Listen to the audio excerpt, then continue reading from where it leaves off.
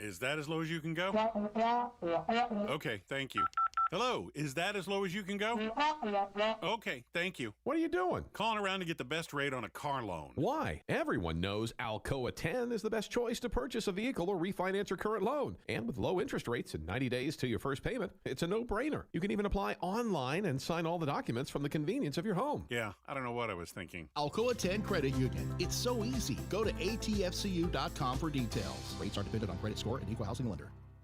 With smartphones being such an integral part of our daily lives, it is truly an inconvenience when it doesn't work properly. It disrupts the normalcy of our day. When you go into the cell phone store to have it repaired, they just try to upsell you on a new phone. That's why the owner of iDrop, T. Kell, left those places and opened iDrop. His goal is a happy customer. T. Kell and the team will listen to what you have going on and work to solve the problem of your broken device in a way that best suits your needs, instead of trying to upsell you on something that you just don't need. They don't just repair phones, they can service your laptop or PC as well as your Mac. Windows 7 support is over, but iDrop can help you transition to Windows 10. They have a 5-star rating on Google with hundreds of positive reviews. Let me say that again. I don't think y'all understand how big this is. They have a 5-star rating on Google. Their customer service really speaks for itself. So if you ever find yourself with a device that isn't performing as it should, give iDrop a call at 865-888-9740 or check them out on Facebook at iDrop of Knoxville. If man made it, they can fix it. Deep down the middle's got his man, and he's gone. Jason Swain, touchdown. It's time for the Swain Event with your host, Jason Swain. My man.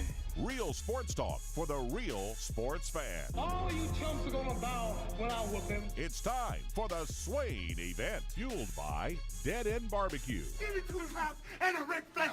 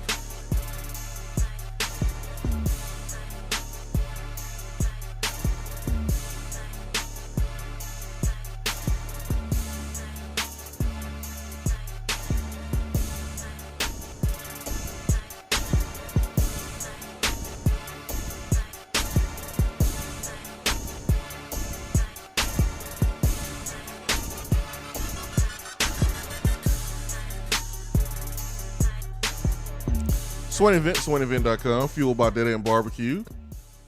Ben McKee, Jason Swain, live here from the Low T Center studio. It is Thursday, 5 minutes past the top of the hour, the 15th of July. SEC Media Days are right around the corner, which means the individuals representing Tennessee have been revealed. Delonte Taylor, Velus Jones. Which one is it? Velus or Velus? I said it right the first time. Velus Jones No big surprise there. Also, the release of jersey numbers for the newcomers, transfers, and freshmen. Ben, getting closer, my friend. Good morning. Good morning. It is getting closer. But I just want you to know before anything else that Kobe Bryant would not have lost that game last night. And Giannis Antetokounmpo just smacked you right in the face when he blocked that shot. That was him because he was listening to the Swain Event yesterday morning and over the last couple of weeks and hearing your disrespect for him. He just blocked you. Disrespect? You right. Him blocking that basketball with DeAndre Ayton. He saw your face on the ball. Said, take that, Swain. We starting the show with fake news? Oh, they got Kobe on the other team. Watch this. We've got the Greek freak. I'm one of a kind. Giannis Antetokounmpo. Where's Kobe coming into play here? Because you said Devin Booker is Kobe Bryant 2.0. No, I said he was the closest thing. He's the closest to Kobe in the league. The closest. I know. I'm just picking at you. I'm excited for Giannis.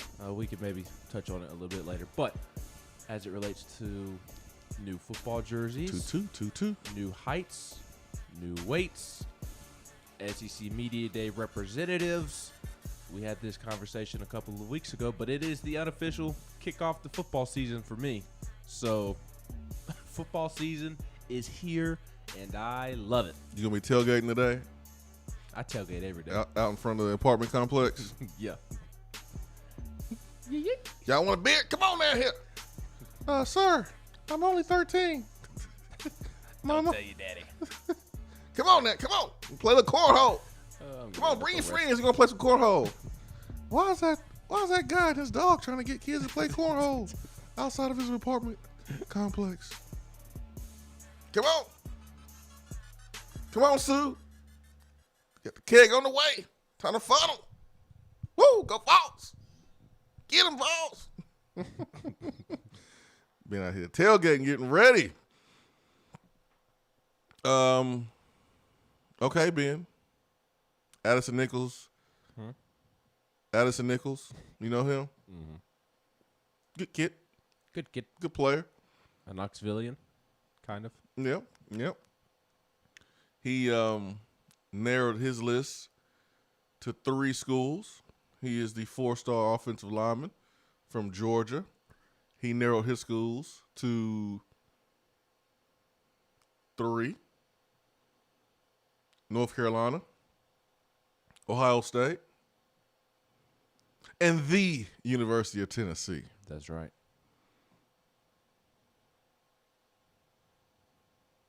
So, lucky guess yesterday, man. We expected him to be right there, having Tennessee in the top 3. And what do you know, man? Tennessee is in the top 3, and now it's all about making sure that you're the last team standing, and there's a lot of work to do to ensure that. But Tennessee has put themselves in a really good spot to be there for Addison Nichols. I mean, him shedding Georgia, shedding some other programs currently are in better shape than we are. That says a lot about what Hype and company, the work they've put in and what they've done so far. But got to close the deal. Tennessee's in good position to do that with 4-star Addison Nichols. Time for the jersey numbers of the newcomers. I love this. I love the new jersey numbers. I'm a big jersey number guy. Me too, man. Me too. We'll start with the big boys up front because we know that's where it starts in the SEC. But Amari McNeil, freshman, with jersey number 93. DeJoun Terry, the transfer from Kansas, will wear 95. Caleb Tremblay will wear number 97. He's a transfer from Southern California. I remember the last defensive lineman to transfer from Southern Cal and what jersey number he wore. Malik Jackson wore 97. That's right. So that means Caleb Tremblay is going to go on to have a 10-year professional career and make a bunch of money. Hey, Dooley. Hey, Dooley. Hey, man. Well, we got to practice today. I hope that's how Tremblay speaks to the coaches. Hey. Carter. Hey, Hyper. Y'all need to slow down, man. Y'all going too fast. Hey, Rodney. Oh, yeah. Okay. You know how quickly Rodney Garner would snatch Caleb Tremblay up? Excuse me? Who you talking to? Julian Nixon, big tight end from, he's big now, 245 pounds. He didn't come in necessarily all that big, but he put on some good weight. Came in as a receiver, too. Yeah, he'll wear number 85, 6'3", from Georgia. The next Jason Kroom. I mean, I hope he's better. And I know Kroon would probably say the same, but he has a chance to be an athletic tight end that plays in the right position from day one. That's big. Yeah. Trinity Bell, coming off the injury, he'll wear number 84, freshman tight end. He 265 right now. Jeremiah Crawford, the junior college transfer. Offensive lineman will wear number 53. Cayman Marley, defensive back, he's listed as.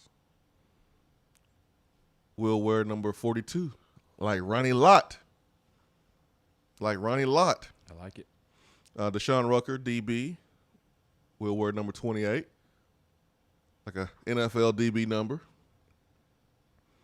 William Mohan, linebacker, is the Michigan transfer. He'll wear number 18. I like number 18 on the linebacker. I think that's pretty cool. Yeah, I like that. I think it's pretty cool. Kamal Hatton, sophomore Auburn transfer, will wear number 13. The last 13 I remember there in the secondary was Malik Foreman when he had the great hustle play against Texas A&M on the road to punch out that fumble. Juwan Mitchell, transfer linebacker from Texas. He will rock the number 10. Ooh, I like that. I do too. Yeah, I like that. Javonte Payton, transfer wide receiver from Mississippi State.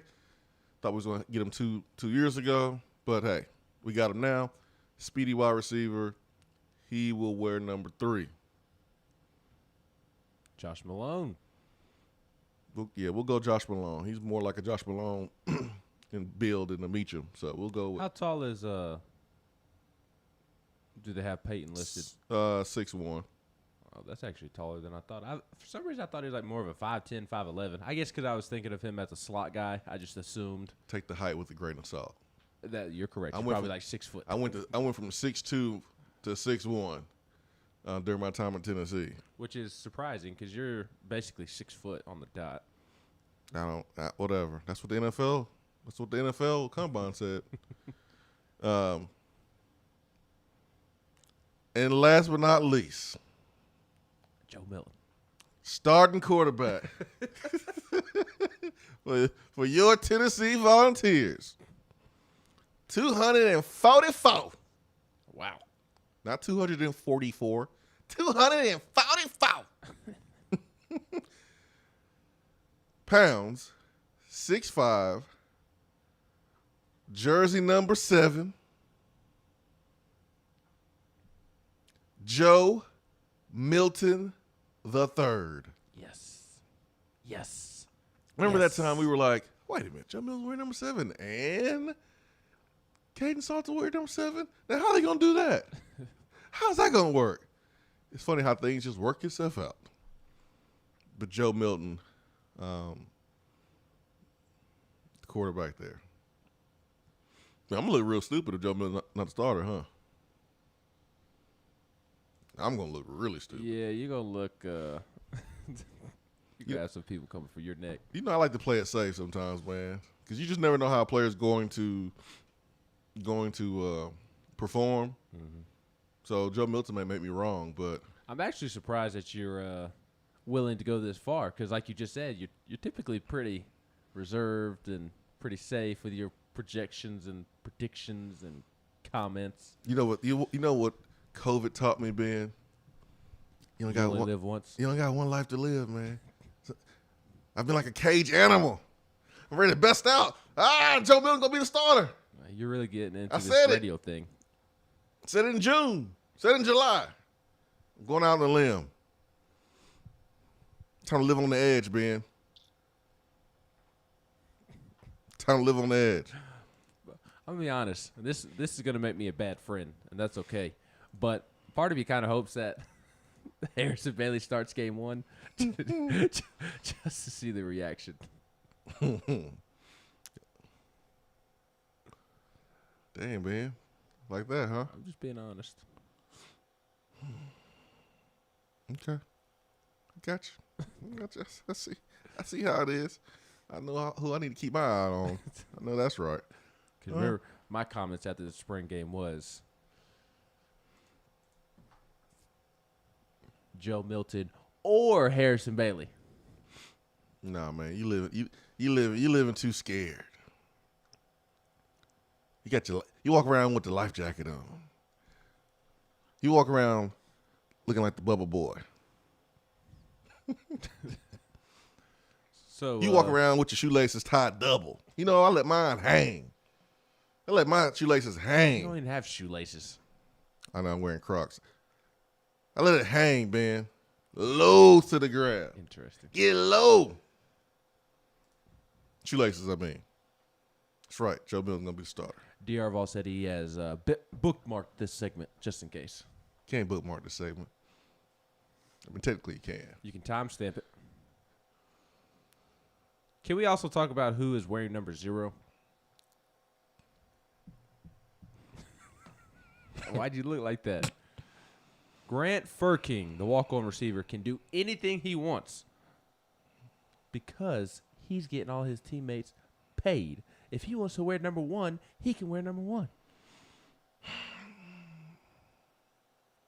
How dare you dismiss a walk-on wearing number 0? Ben, if it wasn't for the NIL and Grant Furkin putting money in his teammates' pockets, I would feel worse than I did when Derek Dooley gave Michael Pilardi the number 1 jersey. What was your reaction when Dooley gave Pilardi, like a rock star, the number 1 jersey? I knew he wasn't gonna last. I knew he wasn't gonna last. I knew he didn't get it. Come on, man. He was a receiver that played at Virginia. Dooley had no swag. None. How you gonna give a kicker the number 1 jersey? Now, last year, everybody in the country couldn't wait to rock the number 0 jersey. And last year, I didn't see a team that had a player with the number 0 jersey that was sorry. I didn't see one. You know what's weird? I didn't see, like, Alabama have a 0. I think number 0 is overrated. I don't like it. What's the fun in, like, I think it's just a new thing. It's a single-digit number, and single-digit numbers are popular. It's a boring single-digit number. Oh, it's boring now? It wasn't boring last year for you. For me, it was. I've never been a huge fan of 0. Like, I mean, I wouldn't want it either. Is but 0 actually a number? It is 0. Yeah, you've been a college kid. You've seen your bank account. 0 is a number. Touche. 0 is a real number, Ben. I just don't get the hype. Like, it's for me. It's like who's hyping it up? Everybody wanted to wear it last year. You are too. I don't want to wear it. You hype up Devin Booker. Number 1 is the number that's special to me. But besides, Big Boy playing running back last year, did he want to play? Did he want to wear number 0? Who is Big Boy? D. Beckwith. Oh, D. Beckwith. He wanted to wear number 0 last year, but I don't remember anybody else that wanted to. Well, Bryce Thompson wanted it and got it. Well, that's 2 people. Who else? I'm sure there. You just said it yourself. It was like Everybody a celebrity- across the country, other than Alabama, was wearing number 0. So obviously, people wanted to wear it. I'm talking about our team. Like, it wasn't like a celebrity death match where, like, the whole entire offense and skill position players on defense was fighting to the death. Whoever comes out of this thing alive. It was Jeremy Pruitt's. You'll wear number 0. It was Jeremy Pruitt's football team. You never know. Who knows how they settled that? Probably over a good game of paper, rock, scissors. As you can tell, I would just never want to wear the number 0. I just don't think it looks right. It looks weird. I think it's cool for a DB. It's only cool for a defender. Linebacker or a corner. Or maybe a safety. But I don't think offensively, I don't think that looks cool at all. At all. Let's take a break, man. I gotta review my friends list now. Since you're saying that you hope Brian Maurer or Harrison Bailey's a quarterback, so I can look stupid. No, so I can see the reaction. Give me the popcorn. Go Cleveland Browns. Go Bengals and go Ravens. We already know you root for them. You're not breaking any news. Go Red Sox. You were rocking a Browns jersey in the playoffs last year. Myles Garrett, somebody who hits people upside the head with a football helmet. Don't think I rock brown, Ben, is my skin. Ain't nothing about the Cleveland Browns that I rock. Unless they play the Steelers. Now, I'm going to be shimmying like Baker Mayfield during y'all's games now, since I know what kind of friend you are. 865-255-03. Our number 1 is brought to you by Hiller Plumbing, Heating, Cooling, and Electrical. We'll take our first break of the day. Swain Event, fueled by Dead End Barbecue.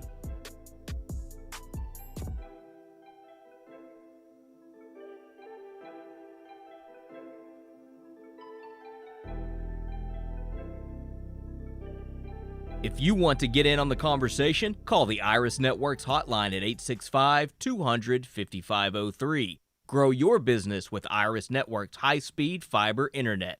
IrisNetworksUSA.com.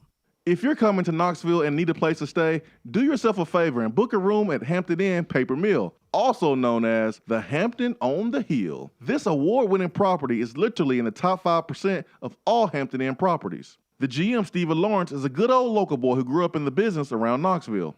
He and his staff are always available, always willing to help, and will go above and beyond for their guests. The newest Hampton Inn in Knoxville has clean, affordable rooms, flat screens, fridges, and microwaves in every room. Plus, breakfast is included in every rate. Not to mention, there's also a pool and fitness center on site. If it wasn't so close to amazing restaurants, bars, and shopping, you would never want to leave. At only 6 miles from campus, you're still right in where the big orange action is. Go to HamptonInn.com, search Knoxville, and book your room at the Hampton Inn Paper Mill or call 865-693-5400. Top 100 barbecue restaurant Dead End Barbecue is a no-brainer when you are craving the smoky flavor of quality Q. Dead End makes it easy to enjoy their fantastic menu with online ordering from Chow Now for pickup. Or if you don't feel like leaving the house, then have Dead End Barbecue delivered right to your door by Loco Knoxville or Bite Squad. Cheer on your favorite team with the best barbecue around. Check them out online at deadendbbq.com. Dead End Barbecue. The search is over.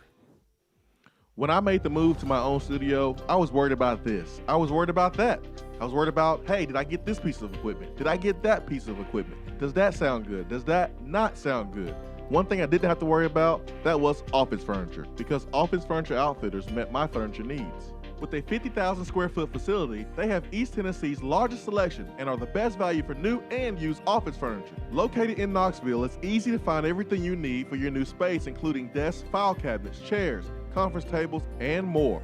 Office Furniture Outfitters is turnkey. They came to my place, we mapped everything out that was needed, they delivered, and get this, set everything up. To learn more about what Office Furniture Outfitters can do for you, log on to ofonox.com. That's ofonox.com. JC's Tree and Landscaping Service specializes in quality tree work done at an affordable price. Trimming and removing trees are their specialty. They also offer other services like land clearing, stump grinding, crane services, and all of your basic landscaping needs for both commercial and residential. JC's will give you a free estimate and beat any written quote by a competitor to guarantee that you get the lowest price around. Don't risk your land with a fly-by-night service. JC's Tree and Landscaping is licensed and insured. Give them a call at 888-599-3799. Out-of-town law firms have been swarming into East Tennessee lately. Firms from Memphis, Chattanooga, and Birmingham have stormed into the area. Wouldn't you rather do business with a local law firm? You know, a true neighbor. Marcos Garza and the pros at the Garza Law Firm are just that. They are our neighbors and friends that support local causes year-round. The Garza Law Firm works to serve you professionally on criminal matters, injuries and accident matters, and Social Security and disability filings. The Garza Law Firm is here for you at GarzaLaw.com. The Garza Law Firm. Let us help. Guys, your health right now is more important than ever. I recommend Low T Center. That's where I get my levels checked. It all starts with the annual wellness exam where they do a comprehensive health assessment exclusively for men, making it quick and easy to take care of your health. And now they offer monitored self-inject at-home testosterone treatment. Most insurance is accepted. Go to lowtcenter.com now to book your appointment and make your health a priority. Low T Center, reinventing men's healthcare.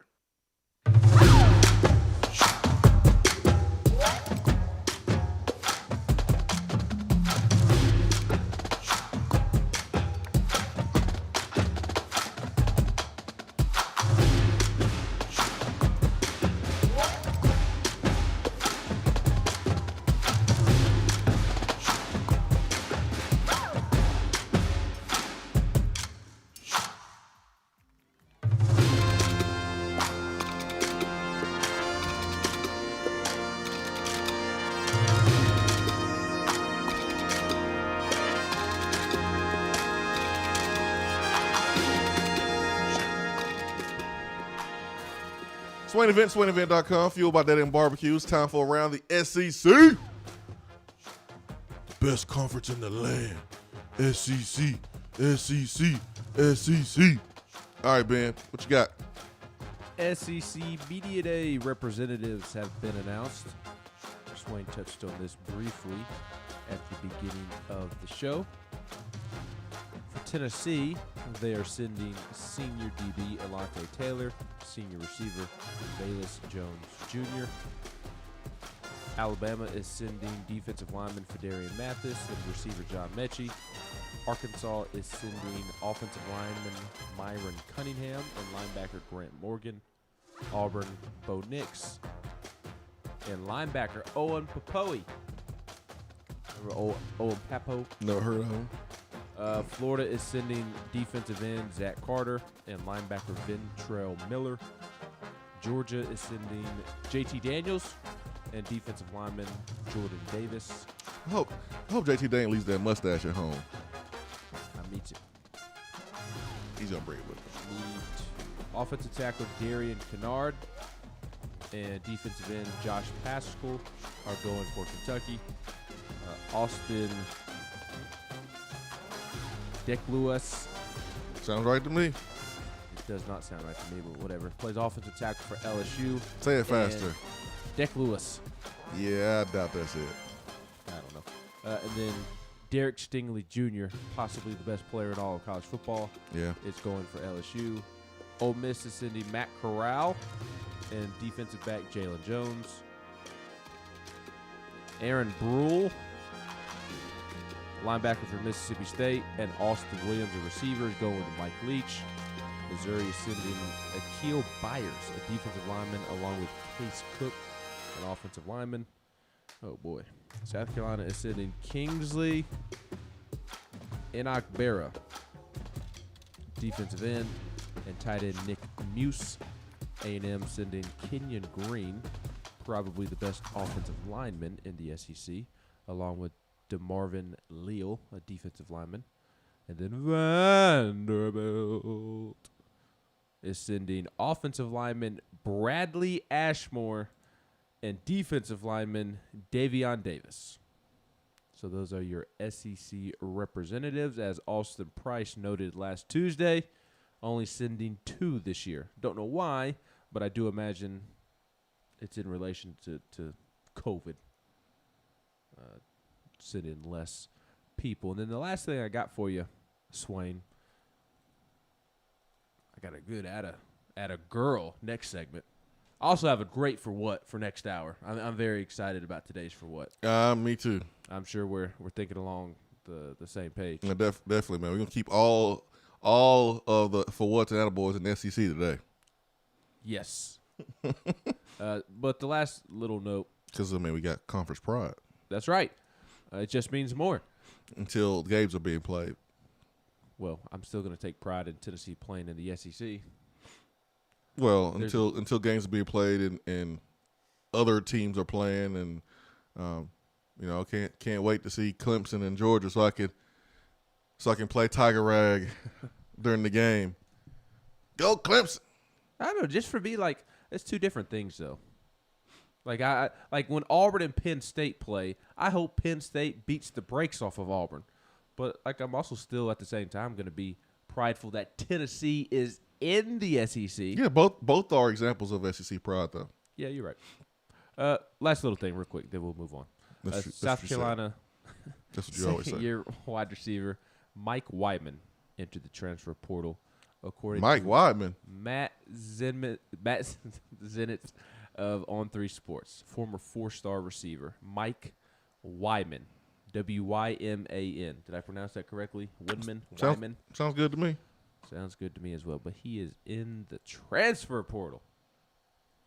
I assume that you are perfectly fine with Alante Taylor and Velus Jones representing Tennessee at SEC Media Days. With Josh Heupel, which also, let me point out that Tennessee will be at SEC Media Days on Tuesday, and Josh Heupel is scheduled to speak at the podium at 11:30, and that is Eastern time. So 11:30 Eastern Tuesday morning, 10:30 Central time is when Heupel will take the podium, which sounds like he'll be the second person to speak, which is weird because when it was listed, like which coaches are going when, he was at the bottom of the list on Tuesday, so I thought he was going last. But whatever. I want Heupel to say, you're not going to have Tennessee to kick around anymore. Go Derek Dooley on him. I hope he starts a fight with Lane Kiffin. This year's the decade of the Vols. Just look at Tony Vitello. This year we're going to take a bite of Georgia's ass. Please do not say that. Say we're going to take a bite of Pittsburgh's or Candy's or Missouri's. I'm going back and using all the phrases, the famous phrases from previous coaches and previous ADs. Or he can go Butch Jones and say, contrary to. I hope he doesn't go the Butch Jones route. When Steve Spurrier called him out for doing cartwheels for winning 7 games, contrary to belief. It just missed the perfect opportunity to say, well, check the scoreboard. He could have killed it, but no, he was 2-0 against Spurrier. He struck out T-ball, right? Man. That was like striking out T-ball right there. And he was 2-0 too. It's not like he had won one game. Yeah, he beat him in 13, beat him in 14. Did he beat him in 15? Yes, but Spurrier wasn't there in 15. Oh, yeah, because Spurrier quit. The 15 game was the when Brian Randolph got ejected for that hit on the sideline, and I forget who forced the fumble, but somebody forced the fumble at the end of the game. South Carolina was driving, and Tennessee forced the fumble. Jalen Reeves-Maben recovered it. Yes. But yeah, we won by 3 in that game. Von Pearson, he was eating. 8 catches, 121 yards. Von Pearson deserved better here at Tennessee.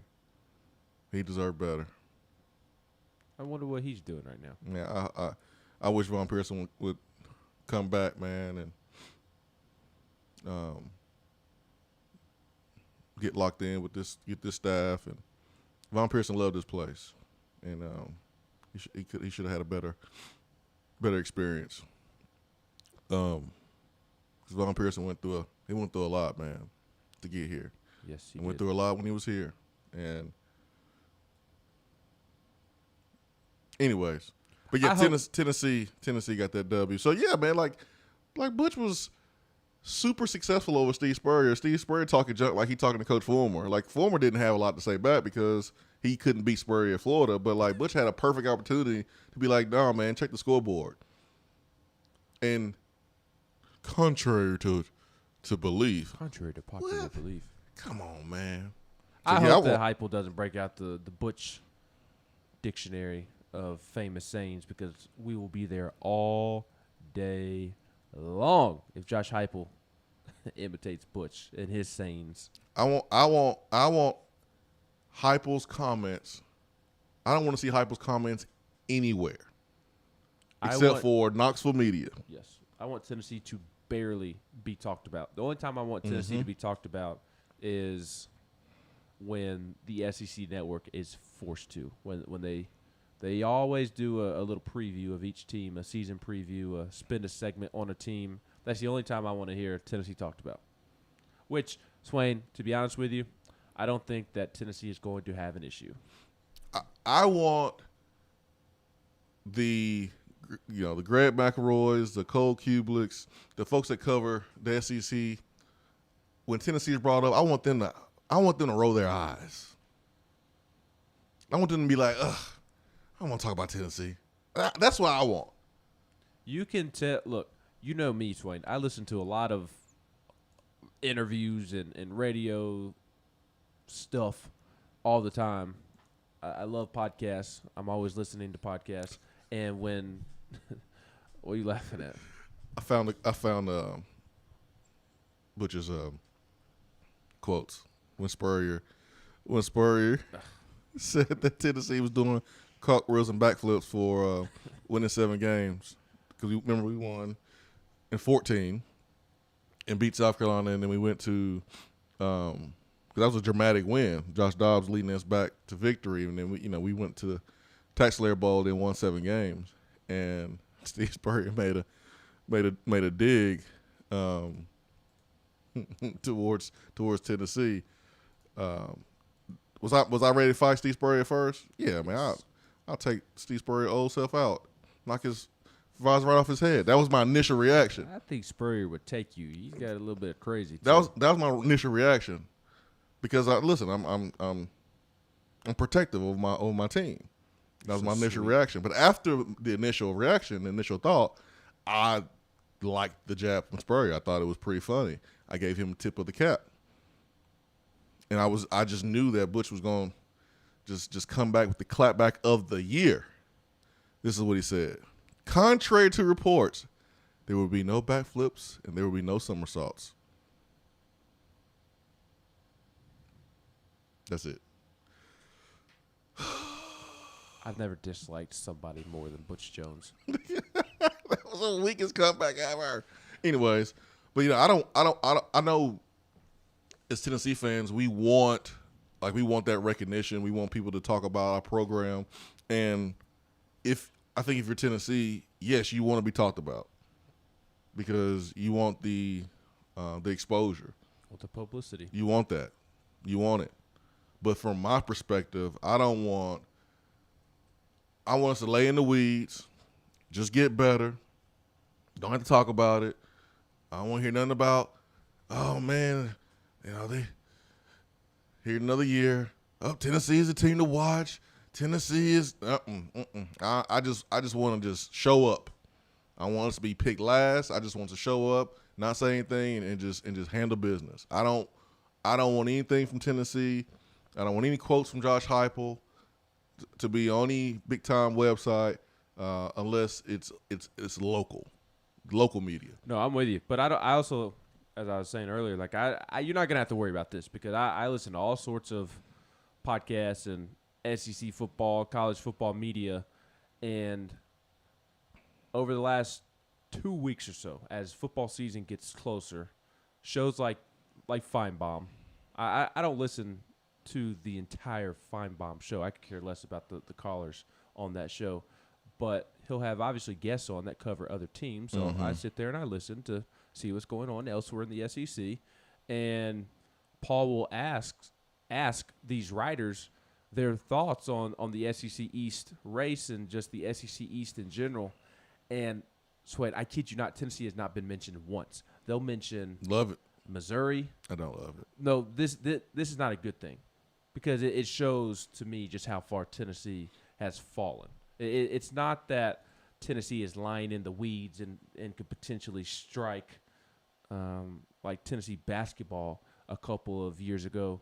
This is because Tennessee is just completely irrelevant right now in the SEC. Well, folks mention Kentucky more than they mention Tennessee right now. Folks are mentioning Connor Bazelak, Missouri's quarterback, and what Missouri could potentially do because of its easy schedule more than Tennessee. I listened to one person break down the entire SEC. I think it was Greg McElroy. He talked about Kentucky. He talked about Missouri. He talked about Florida, Georgia, Shane Beamer at South Carolina. He even mentioned Vanderbilt and did not say a single thing about Tennessee. That's cool. But before, guys like Cole Kublik has mentioned Tennessee as a team to watch. I mean, last year he had Tennessee's offensive line that's pegged as one of the best in the country, and we let him down. So I doubt Cole stands on a chair for us anytime soon, well, and that's okay. Remember what he said on this show about Pruitt? They was heck of a football coach. That he may be the best play caller in the country. I mean, Cole wasn't wrong. I don't think he's wrong. I don't either. That Pruitt did not fail at Tennessee because of his ability to coach X's and O's and call plays. It was all the. I remember I tweeted about that too. I wrote an article on it for RTI. Yeah, I got a lot of run. I remember that. That's not Cole's. I mean, the Simpletons will call out Cole for that, but Cole was not far off. In-game defensive mind, as we said. One of the best, right? Yeah, he said he was the best. I mean, he said he was the best. Yeah. And I mean, here's the article, Saturday Down South. His track record to that point had proven that. Kublik said on the Swain Event podcast, what the hell? That he considers Pruitt the best in-game coach in college football. So, Cole ain't totally wrong, honestly. No, it's just funny to look back on it given how the season went. Simpletons will get at him about that, but Cole wasn't off on that. But, I mean, Tennessee is not being talked about at all, and it just shows where Tennessee has fallen. And, again, it's not because they're being disrespected. It's because Tennessee has fallen so far. I mean, Missouri and Kentucky are being talked about more in the SEC East race than Tennessee. They should be. They should be. But it still hurts. It's still painful. Yeah. No, I get it. Nobody brings up Tennessee on their own. The only time Tennessee is mentioned is when they are asked directly about Tennessee. And then it's a bunch of hee-hawing back and forth. Right. That's trying to be as nice as they can. That's cool. That's cool. I hate it. You can play it off. I hate it. Just because it's, again, representative of where Tennessee is at, and just a reminder. And I hate it. Yeah. Listen, I'm not focused on where we are. I'm focused on, the long term of and I mean not 10 years down the road, but I'm locked in on the process. And we've changed the process and started over with the process a couple of different times in the last, decade. But I just don't have any expectations for hype this year. No one should hype up Tennessee. There's not a reason for anyone to be hyping Tennessee up to do anything more than the bare minimum or be 500 outside of Knoxville. That's cool. That's the way I prefer. But I think it just gives our guys motivation. It gives Heupel ammunition to tell his football team that nobody cares about them. No one respects them. Everyone's left Tennessee for dead, and with good reason. But it's still a good thing to use to motivate your players. So I just know where we are. I have a pretty firm grip of reality, and I'm more concerned. My focus is more on, where we're going. So it bothers me, but it don't make me lose any sleep. I'm not going to complain about it because we haven't earned anything at all right now. So it's a challenge. It's a challenge for Heupel and company, and it's a challenge that any competitor would want to embrace and prove the doubters wrong. So these players that decide to stay, some of these players that were cast off to other programs, that didn't have good experience at other programs, even though they're good players. I'm sure they're motivated to be the reason why things get turned around. I mean, these players have a chance to leave a legacy. That guys like me won't forget. The same way I don't forget about the Corey Millers of the world when Butch Jones came in 13, and they were very instrumental in changing things around because of their buy-in and leadership as seniors. So there's a lot to prove people wrong on. So I'm gonna go down to the SEC media days with a water gun, just squirt all the other fan bases. Just squirt them. Get out of here. Even though they can't really be that close to the players anyways, getting autographed because of COVID. It's probably a good thing. That crazy Alabama fan with that ring on his head, get him out of here. I don't want to see him this year. I don't want to see him. Hour number 1 is brought to you by Hiller Plumbing, Heating, Cooling, and Electrical. Be right back.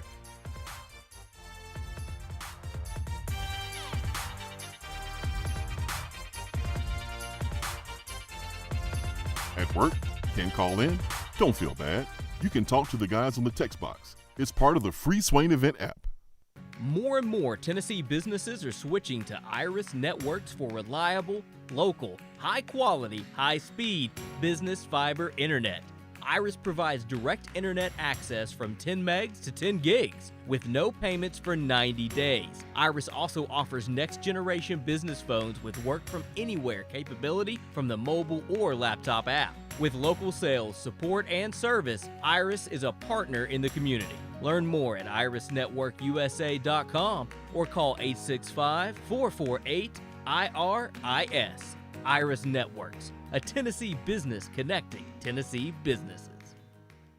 It's a new season, which means it's time to rep your team in new ways with gear from Game Time Sidekicks. Rep the Vols with every sip with a new tie-dye tumbler or bottle. They also have a new NFL Players Association product line, so you can support your favorite VFL on Sundays. Want to put your own flair on a tumbler? Game Time Sidekicks has you covered with options to add your own text or even a monogram on the back of your favorite team tumbler. To check out everything that Game Time Sidekicks has to offer, go to GameTimeSidekicks.com. Carry your team with Game Time Sidekicks.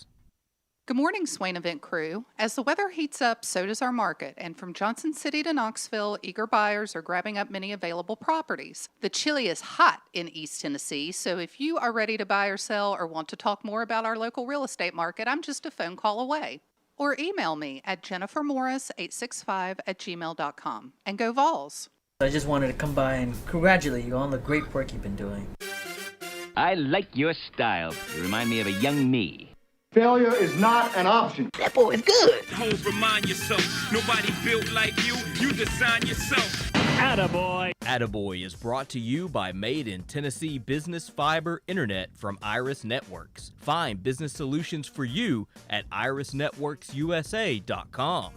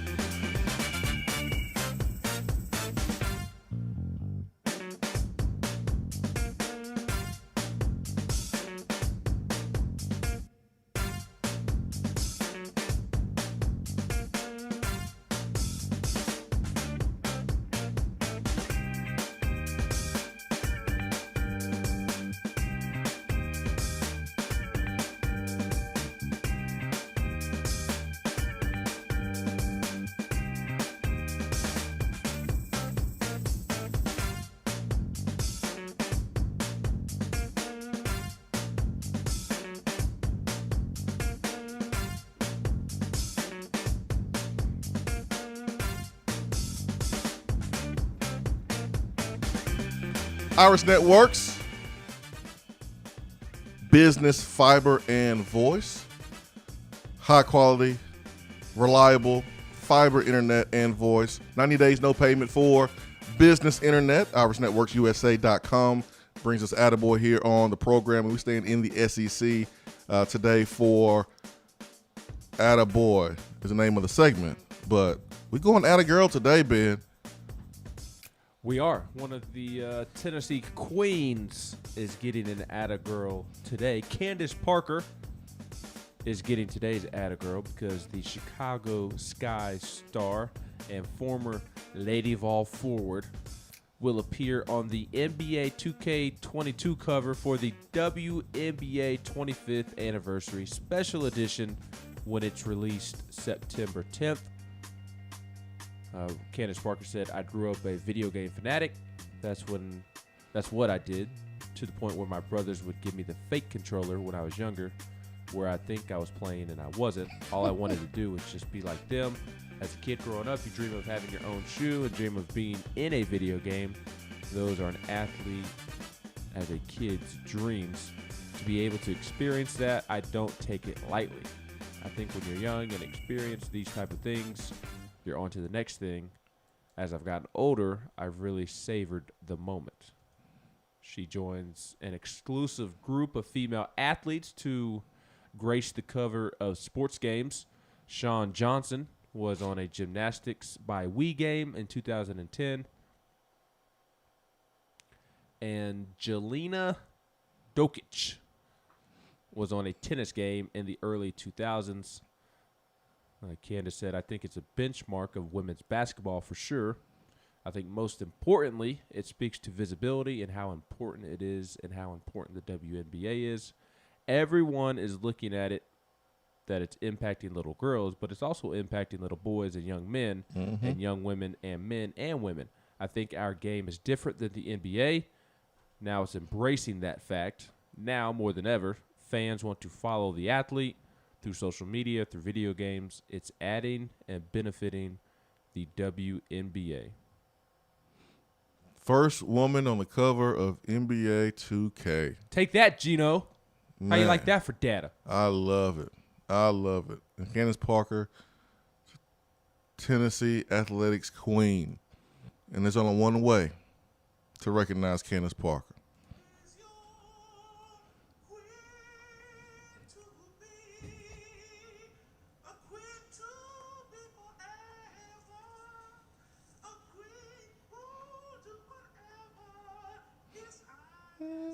Desire, your queen to be. Candace Parker, the queen. Anytime we can throw in a Coming to America reference, you know I'm going to take advantage of it. Absolutely. Add a girl to Candace Parker. She's ours. She is ours. I was thinking when I was interviewing her yesterday, I was thinking about how proud Pat Summitt would be. Because you think about how they're linked. Yes, they won championship together. Yes, Candace Parker didn't see herself going to Tennessee because Tennessee was a powerhouse and established, and she saw herself more as someone that's a builder. And but when Tennessee had falling off, when they fell off a little bit, she saw opportunity to build Tennessee back into the power that they once was, and that's what she did, winning 2 championships here. Pat Summitt pioneered the women's game. And Candace Parker is gracing the cover of NBA 2K for the first time as a female. It just gives you chills, man. I was thinking about it yesterday. And Candace Parker does her thing for TNT when she's covering the NBA and breaking down the game. Man, she does a better job than the dudes on there. Mm-hmm. She does a better job breaking down the game than Dwayne Wade and Shaq, to me. She definitely does a better job than Richard Jefferson, Matt Barnes, and Steven Jackson. Man, I love me some Candace Parker. So just very proud as a Tennessee Volunteer that she's doing great things. I know Charles Davis will be really, really, really proud and is really, really proud. So, atta girl to Candace Parker.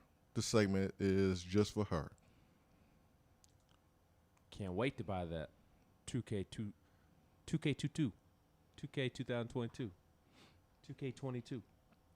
No, one day I'm gonna get me a gaming console just to be able to beat you.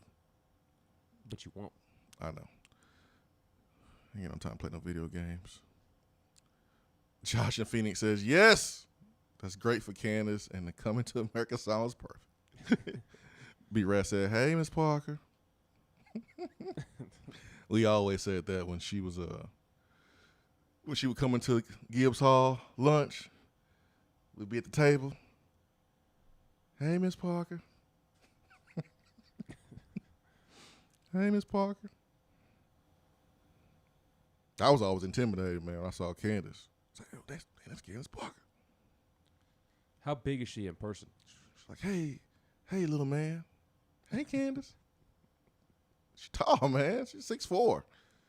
She's tall. It ain't a game. I told you one day I was with my brother in Walmart, and this is when she was dating Sheldon Williams. Boom.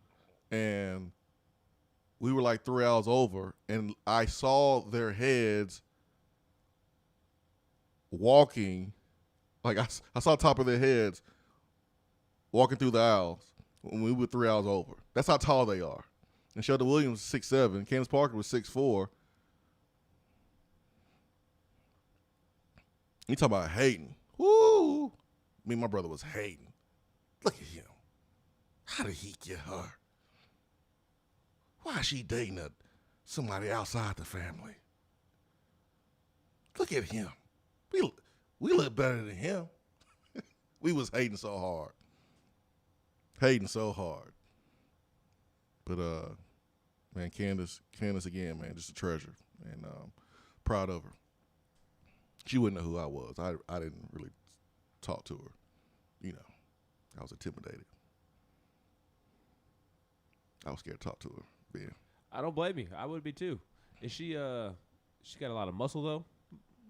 Nah, she was lanky and skinny. I remember vividly. She had on these boots because she's from up north, so you gotta have your Timberland boots. She had these boots, and then she wore some jeans, and she was flooding a little bit. The jeans they wasn't covering them ankles. I was like, dang, she tall. They don't even have clothes that fit her. I remember that to this day, but she don't have to worry about that anymore. No, her clothes is tailored. Tailor-made. I'm the one that's wearing clothes from 2002 that don't fit. Not Candace. Oh man, Go Hard Vol says took my daughter to the first UT basketball game when we smashed Kentucky, and Candace dunked twice, I believe, in that game. Florida Vol fan said I met Michelle Snow in Pensacola, and that girl is up there. I think Michelle Snow was like all of 6'5" herself. No. How intimidated would you be if you met Brittany Griner?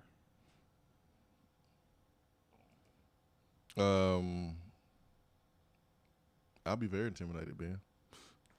Well, you have met Brittany Griner before. Shut up. If you're talking about Jalen Hurd, you ain't funny. I know that's what you're talking about. I know that's what you're talking about. Oh, man, they do look alike. Jalen Hurd got to cut the dreads, man. You got to cut them. You got to cut them dreads. Your price is way too high. You need to cut it. So he can share the Brittany Griner side by side comparisons, man. But no, when you a football player here in Tennessee, man, you see those Lady Vols, and it's no different than Tamara Key. Well, the one that got me, I was in school the same time Mercedes Russell was playing for the Lady Vols, and she is 6'6", and she would walk out of her dorm about the same time I would every day, and we'd walk next to each other to our 8 a.m. class with Alvin Kamara every morning, and I have never felt so little in my life as standing next to Mercedes Russell. Mercedes Russell is huge. towers over people. All of 6'6". Isn't she married to Jawan James? No, that's the former softball player. Former softball player? Yeah. I knew Jawan James had a Cincy athlete. Yeah, is the former right fielder in the softball team. Her name is escaping me. Gotcha. Rainey Griffin. Gotcha. Okay. Hour 2 coming up.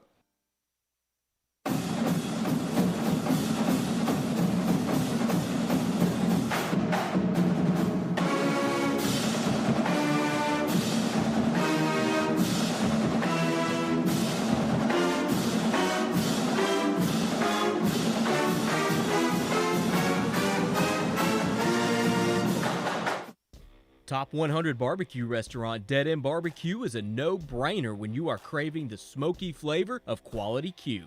Dead End makes it easy to enjoy their fantastic menu with online ordering from Chow Now for pickup. Or if you don't feel like leaving the house, then have Dead End Barbecue delivered right to your door by Loco Knoxville or Bite Squad. Cheer on your favorite team with the best barbecue around. Check them out online at deadendbbq.com. Dead End Barbecue. The search is over. Is that as low as you can go? Okay, thank you. Hello, is that as low as you can go? Okay, thank you. What are you doing? Calling around to get the best rate on a car loan. Why? Everyone knows Alcoa 10 is the best choice to purchase a vehicle or refinance your current loan. And with low interest rates and 90 days to your first payment, it's a no-brainer. You can even apply online and sign all the documents from the convenience of your home. Yeah, I don't know what I was thinking. Alcoa 10 Credit Union. It's so easy. Go to atfcu.com for details. Rates are dependent on credit score and equal housing lender. Out-of-town law firms have been swarming into East Tennessee lately. Firms from Memphis, Chattanooga, and Birmingham have stormed into the area. Wouldn't you rather do business with a local law firm? You know, a true neighbor. Marcos Garza and the pros at the Garza Law Firm are just that. They are our neighbors and friends that support local causes year-round. The Garza Law Firm works to serve you professionally on criminal matters, injuries and accident matters, and Social Security and disability filings. The Garza Law Firm is here for you at garzalaw.com. The Garza Law Firm. Let us help. When I made the move to my own studio, I was worried about this. I was worried about that. I was worried about, hey, did I get this piece of equipment? Did I get that piece of equipment? Does that sound good? Does that not sound good? One thing I didn't have to worry about, that was office furniture, because Office Furniture Outfitters met my furniture needs.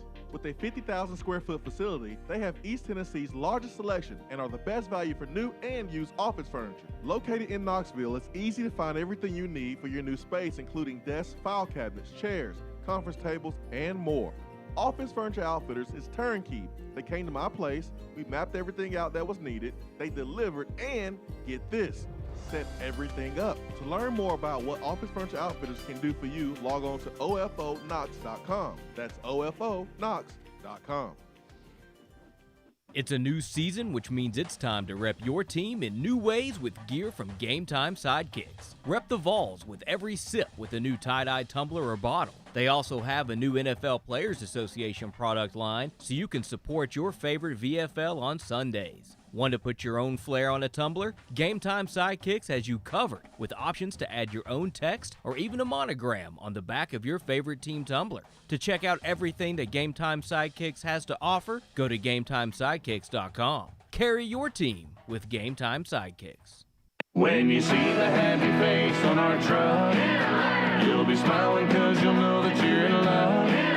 At Hiller, we care about your family's comfort all year long. If you get caught without air conditioning this summer, we're offering a free service call with any repair. That's a free service call when we do the work on your HVAC system. Visit happyhiller.com to schedule your appointment today. Call the happy face truck today. Touchdown or turnover is backed by Alcoa 10 Federal Credit Union, a place where you belong.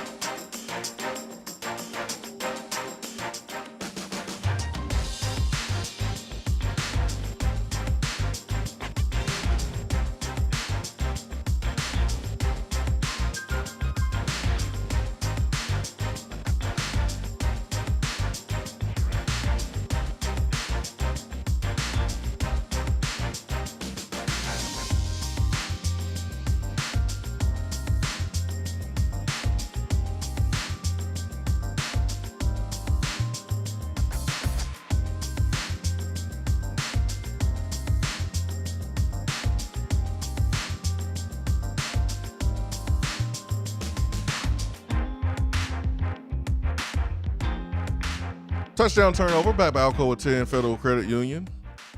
Place where you belong. Today's touchdown turnover is about the newcomers.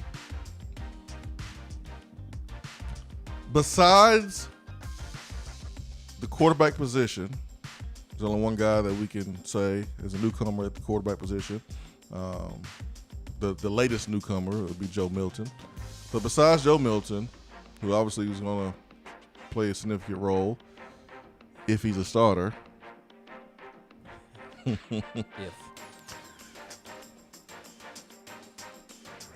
Touchdown turnover.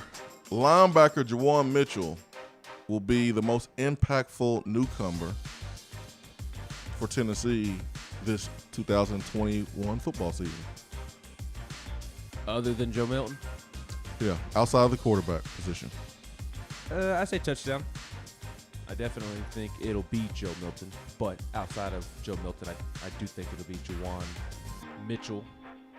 That is a big void that he is having to fill just because of the loss of depth for Tennessee at that position, with Tavares Crouch moving on to Michigan State, Henry To'oTo'o moving on to the red team down south. So 2 big spots to fill, and there's not really what's the word? I always have trouble saying it. The incumbent, the guy who's next in line. That there isn't somebody that you just immediately look to after To'oTo'o and Crouch announced that they were transferring. There are guys there, but nobody that's proven is my point. Jeremy Banks, I think he can be a nice linebacker, but hasn't stayed healthy. Hasn't been able to stay on the field because of health, because of off-the-field issues. Still trying to learn the position, it seems. Aaron Willis, he's young. What you talking about, Willis? Solon Page is older, a veteran, but to be quite frank, he's not SEC caliber inside linebacker. Aaron Beasley, still young, not proven. Missed all of spring camp because of some off-the-field stuff. So just all of those factors on top of Juwan Mitchell's talent. He is a very talented linebacker, can run sideline to sideline. I loved his comment to VolQuest when he announced that he was picking Tennessee, transferring to Tennessee, is that he's not afraid to stick his head in the fan and lead the way for his teammates, and that he's going to bring great leadership to the team. So I definitely think it's a touchdown. Well, you didn't really word it in that way, but I think Juwan Mitchell will be the most important. No, I did. I said outside of the quarterback position, Juwan Mitchell will be the most impactful touchdown newcomer. Yeah, I agree with you 100%. And you mentioned something that for me is the reason why. And you mentioned that he's willing to stick his head in the fan to lead the troops, and that's what it's about. You gotta have a linebacker that people will follow, people will listen to. And he's going to be a guy that's on a mission because he's already played several years. He has 1 year to play, and you already know what's on his mind. That is getting to the league. And if you ever watched a senior or junior that is planning on leaving, their grind is a little bit different. Their focus is sharper. They are locked in, laser focused, and when they see Mitchell, the way he works, his focus, you have no choice but to fall in line and duplicate what he's doing. And you lead by example. He is also a guy that can come in, and he's done it. Like he has won. He's won more at Texas than our guys have in the last couple of years. He has been an all-conference caliber player. So he comes in with credibility, instant credibility. So, yeah, the play on the field is one thing, but the leadership that he's able to have, just because he's not going to Birmingham and just because he's, doesn't have a C on his jersey, not saying that Tennessee's going to do that or anything, doesn't mean that you're not a leader. Just because you're not on the front of a media guide doesn't mean that you're not a leader. Just because you didn't, label yourself one on social media doesn't mean you're not a leader. Good teams, there's 20-plus leaders on a team because guys holding each other accountable, and that's leadership. So I think Juwan Mitchell will be the most impactful. Yes, because he might be the best linebacker, but he comes in with that instant credibility, and he's going to be able to lead the troops because, like you mentioned, Ben, they got a couple linebackers that have had a couple run-ins. Their eligibility was threatened. Their college careers were threatened. Aaron Beasley, his college career was threatened when he was accused of the abuse against the cat, and more details came out that allowed him to not be charged, and the charge was dropped, and he was reinstated. But he missed some time that you'll never get back.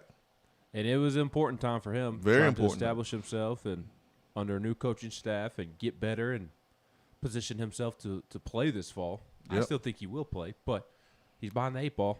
No, I think and Aaron Willis. I think he's one of the most athletic linebackers that we have, and should have been playing more last year. But I think politics got in the way there. Shocker. Then you take Jordan Banks, who had an interruption with his career.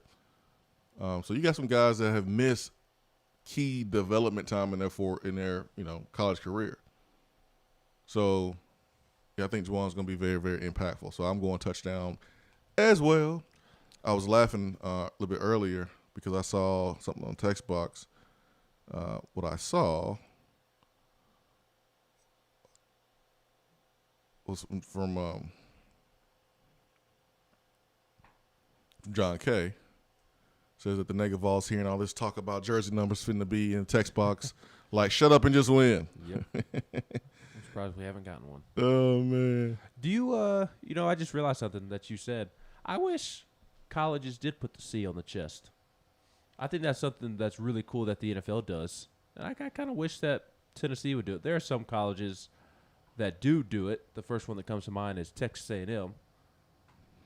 I don't know why they're the first ones that come to mind, but they do it. I want to say USC did it. I think so too. That sounds right. The reason why the NFL did it is because it was because the NFL had a string of guys getting arrested, and Roger Goodell was really afraid about the image and the shield, and so I guess they thought doing that was going to make a big difference. Even like, it's not college. Tom Brady, even though he got a C on his jersey, he's not hanging out with the other guys, preventing them from getting in trouble at the bar. No. Like, these guys go home to their families.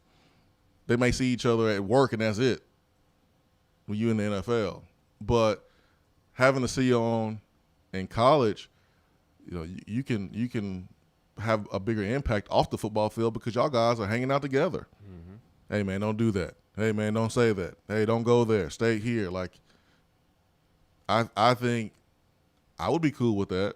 I think it's really cool. You don't have any room for patches because you got to have an SEC patch. You got to have a. It just means more. If you make good grades, you have the torchbearer patch. Then you got the Nike emblem, and then there was one point. If you're a graduate, you have the SEC graduate patch. Yeah, like there was one point where I saw literally 2 patches on each shoulder, and then the logo right there in the middle.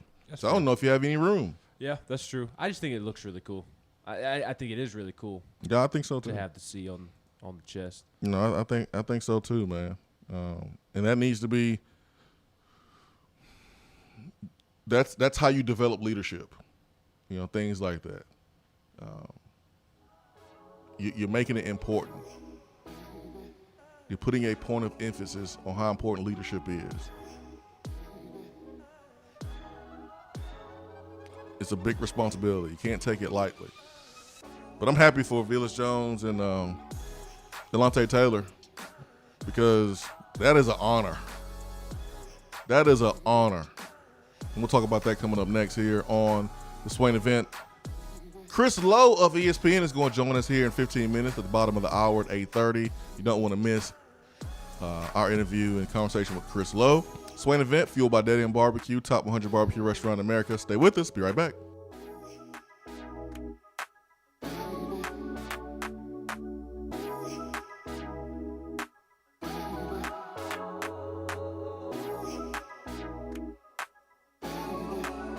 for what is coming up on the Swain Event.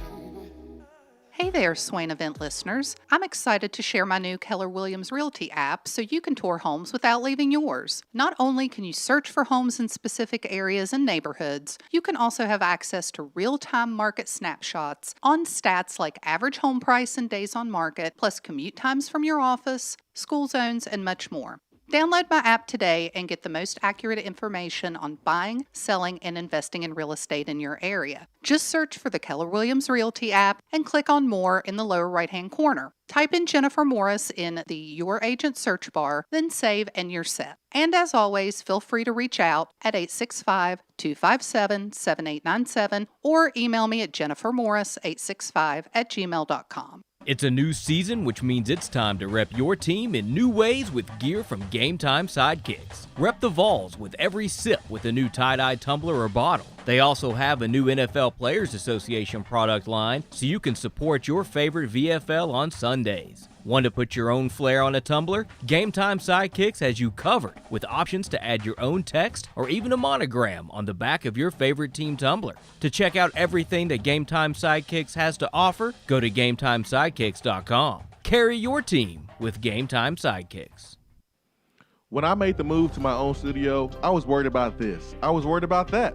I was worried about, hey, did I get this piece of equipment? Did I get that piece of equipment? Does that sound good? Does that not sound good?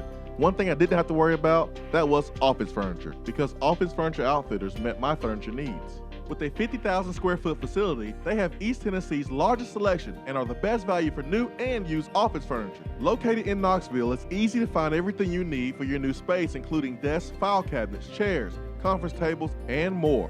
Office Furniture Outfitters is turnkey. They came to my place, we mapped everything out that was needed, they delivered, and get this, set everything up. To learn more about what Office Furniture Outfitters can do for you, log on to ofonox.com. That's ofonox.com. When you see the happy face on our truck, you'll be smiling because you'll know that you're in love. At Hiller, we care about your family's comfort all year long. If you get caught without air conditioning this summer, we're offering a free service call with any repair. That's a free service call when we do the work on your HVAC system. Visit happyhiller.com to schedule your appointment today. Call the Happy Face Truck today. Top 100 barbecue restaurant Dead End Barbecue is a no-brainer when you are craving the smoky flavor of quality Q. Dead End makes it easy to enjoy their fantastic menu with online ordering from Chow Now for pickup. Or if you don't feel like leaving the house, then have Dead End Barbecue delivered right to your door by Loco Knoxville or Bite Squad. Cheer on your favorite team with the best barbecue around. Check them out online at deadendbbq.com. Dead End Barbecue. The search is over. If you're coming to Knoxville and need a place to stay, do yourself a favor and book a room at Hampton Inn Paper Mill, also known as the Hampton on the Hill. This award-winning property is literally in the top 5% of all Hampton Inn properties. The GM, Stephen Lawrence, is a good old local boy who grew up in the business around Knoxville. He and his staff are always available, always willing to help, and will go above and beyond for their guests. The newest Hampton Inn in Knoxville has clean, affordable rooms, flat screens, fridges, and microwaves in every room. Plus, breakfast is included in every rate. Not to mention, there's also a pool and fitness center on site. If it wasn't so close to amazing restaurants, bars, and shopping, you would never want to leave. At only 6 miles from campus, you're still right in where the big orange action is. Go to HamptonInn.com, search Knoxville, and book your room at the Hampton Inn Paper Mill or call 865-693-5400. There are articles and news stories that you read about the things that people do. And when you're reading those and you start to shake your head, you start to scratch your head a little bit. You get confused. You don't understand why. You start to ask questions. But really, there's only one question that matters. What is that question, you may ask? For what?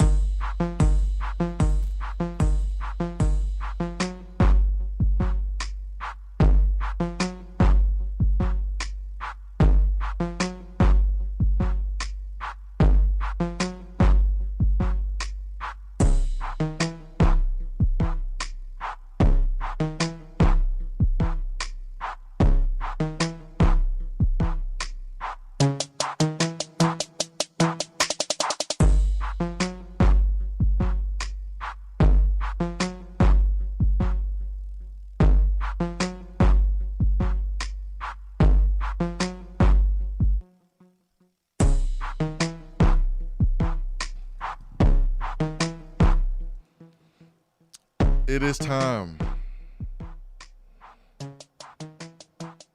Since we have conference pride, because we play in the best conference in the land, it's only right that we keep everything today about the SEC. Touchdown turnover about the SEC. Obviously, around the SEC is about the SEC. But we had our attaboy that was SEC-centric around Candace Parker getting today's Attagirl. And we have for what? And we're staying in the SEC for today's for what? I had to take a screenshot just in case tweets just magically disappeared. Because I knew at some point that the Auburn Tigers would be embarrassed by the recruiting stunt that they pulled yesterday. One of the players that they are going after looks like an offensive lineman. Jacob Hood from Tennessee plays at Hillsboro in the Mid-State. Put out a graphic, sent him a graphic. Heisman Hood. First of all, an offensive lineman is not winning the Heisman. But why should you not think that you're going to be the first?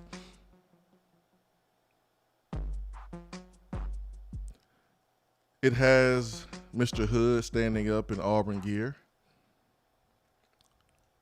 next to a Heisman Trophy. Which, hey man, sounds pretty cool. Great graphic, right?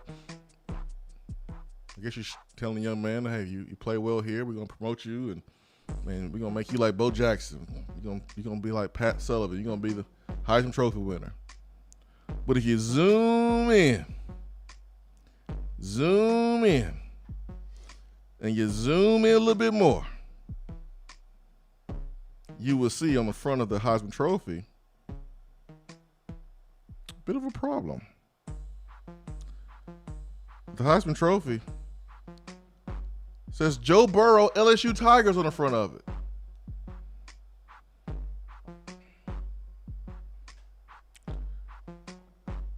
Hello, somebody.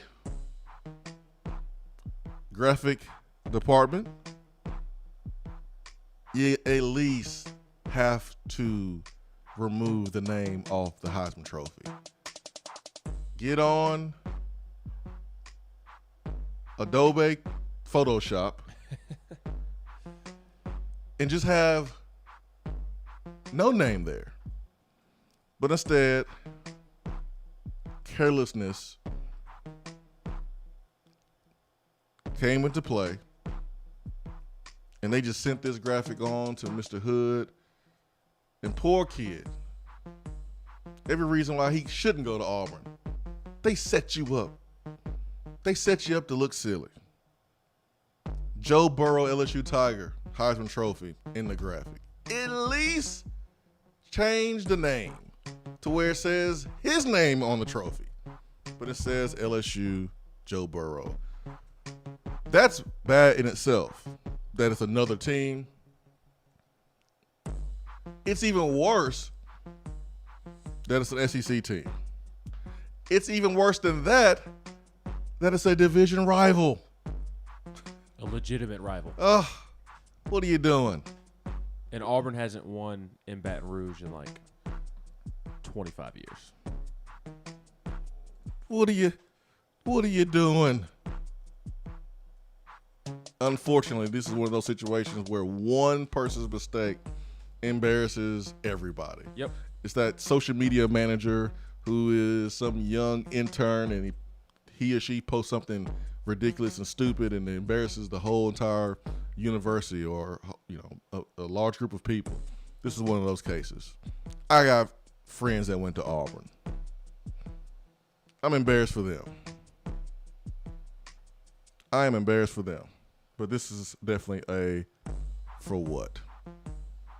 Definitely for what. Jacob Hood, man. This is why. You should not go to Auburn. You should go to Miami. Just go to Miami. They gonna pay you in Miami. I don't see any traction with Tennessee. So when you come to Tennessee, you might as well go to Miami. Yeah, Tennessee hasn't really been pursuing there. I was wondering that. So, I mean, he's a big old boy, 6'8", 342 pounds. Goodness gracious. Joe Burrow, LSU Heisman. All you had to do is go in there, just take it off, just put Jacob Hood's name on there, but all good.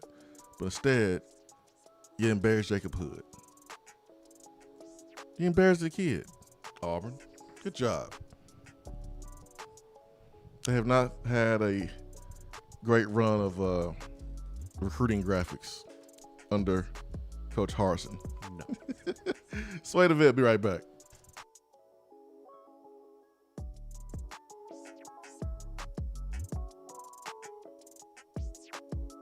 While the other guys are taking guesses, the Swain Event is taking you behind the scenes and in the huddle every morning from 7 till 10 right here. It's a new season, which means it's time to rep your team in new ways with gear from Game Time Sidekicks. Rep the Vols with every sip with a new tie-dye tumbler or bottle. They also have a new NFL Players Association product line, so you can support your favorite VFL on Sundays. Want to put your own flair on a tumbler? Game Time Sidekicks has you covered with options to add your own text or even a monogram on the back of your favorite team tumbler. To check out everything that Game Time Sidekicks has to offer, go to GameTimeSidekicks.com. Carry your team with Game Time Sidekicks. Hey there, Swain Event listeners. I'm excited to share my new Keller Williams Realty app so you can tour homes without leaving yours. Not only can you search for homes in specific areas and neighborhoods, you can also have access to real-time market snapshots on stats like average home price and days on market, plus commute times from your office, school zones, and much more. Download my app today and get the most accurate information on buying, selling, and investing in real estate in your area. Just search for the Keller Williams Realty app and click on More in the lower right-hand corner. Type in Jennifer Morris in the Your Agent search bar, then save and you're set. And as always, feel free to reach out at 865-257-7897 or email me at jennifermorris865@gmail.com. Top 100 barbecue restaurant Dead End Barbecue is a no-brainer when you are craving the smoky flavor of quality Q. Dead End makes it easy to enjoy their fantastic menu with online ordering from Chow Now for pickup. Or if you don't feel like leaving the house, then have Dead End Barbecue delivered right to your door by Loco Knoxville or Bite Squad. Cheer on your favorite team with the best barbecue around. Check them out online at deadendbbq.com. Dead End Barbecue. The search is over. If you're coming to Knoxville and need a place to stay, do yourself a favor and book a room at Hampton Inn Paper Mill, also known as the Hampton on the Hill. This award-winning property is literally in the top 5% of all Hampton Inn properties. The GM, Stephen Lawrence, is a good old local boy who grew up in the business around Knoxville. He and his staff are always available, always willing to help, and will go above and beyond for their guests. The newest Hampton Inn in Knoxville has clean, affordable rooms, flat screens, fridges, and microwaves in every room. Plus, breakfast is included in every rate. Not to mention, there's also a pool and fitness center on site. If it wasn't so close to amazing restaurants, bars, and shopping, you would never want to leave. At only 6 miles from campus, you're still right in where the big orange action is. Go to HamptonInn.com, search Knoxville, and book your room at the Hampton Inn Paper Mill, or call 865-693-5400. When I made the move to my own studio, I was worried about this. I was worried about that. I was worried about, hey, did I get this piece of equipment? Did I get that piece of equipment? Does that sound good? Does that not sound good? One thing I didn't have to worry about, that was office furniture, because Office Furniture Outfitters met my furniture needs. With a 50,000 square foot facility, they have East Tennessee's largest selection and are the best value for new and used office furniture. Located in Knoxville, it's easy to find everything you need for your new space, including desks, file cabinets, chairs, conference tables, and more. Office Furniture Outfitters is turnkey. They came to my place, we mapped everything out that was needed, they delivered, and get this, set everything up. To learn more about what Office Furniture Outfitters can do for you, log on to OFOKnox.com. That's OFOKnox.com. Guys, your health right now is more important than ever. I recommend Low T Center. That's where I get my levels checked. It all starts with the annual wellness exam where they do a comprehensive health assessment exclusively for men, making it quick and easy to take care of your health. And now they offer monitored self-inject at-home testosterone treatment. Most insurance is accepted. Go to lowtcenter.com now to book your appointment and make your health a priority. Low T Center, reinventing men's healthcare. When you see the happy face on our truck, you'll be smiling because you'll know that you're in love. At Hiller, we care about your family's comfort all year long. If you get caught without air conditioning this summer, we're offering a free service call with any repair. That's a free service call when we do the work on your HVAC system. Visit happyhiller.com to schedule your appointment today. Call the happy face truck today. You don't have to take an L just because you can't listen to the Swain Event live. You can catch up on the podcast posted daily on the app, online, and on iTunes.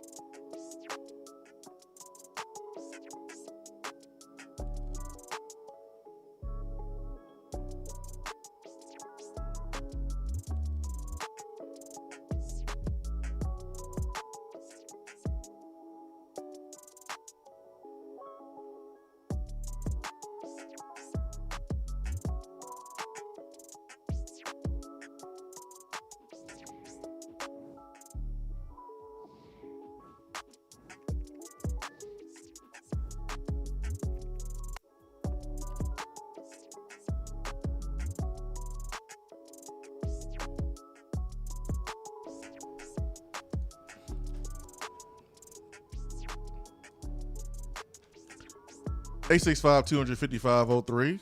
Irish Networks Hotline, Ben McKee, Jason Swain. On a Thursday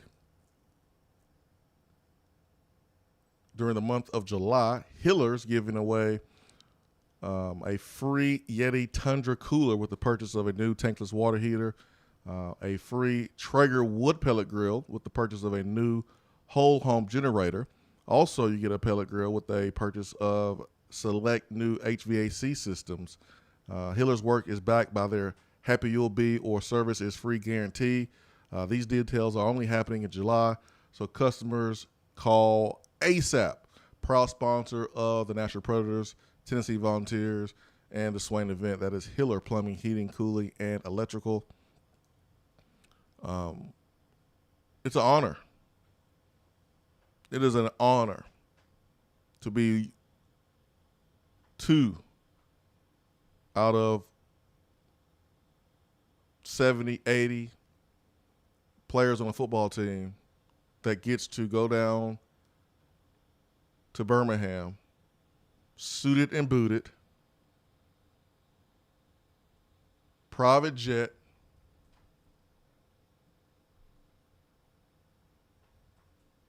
like Ric Flair, with your head coach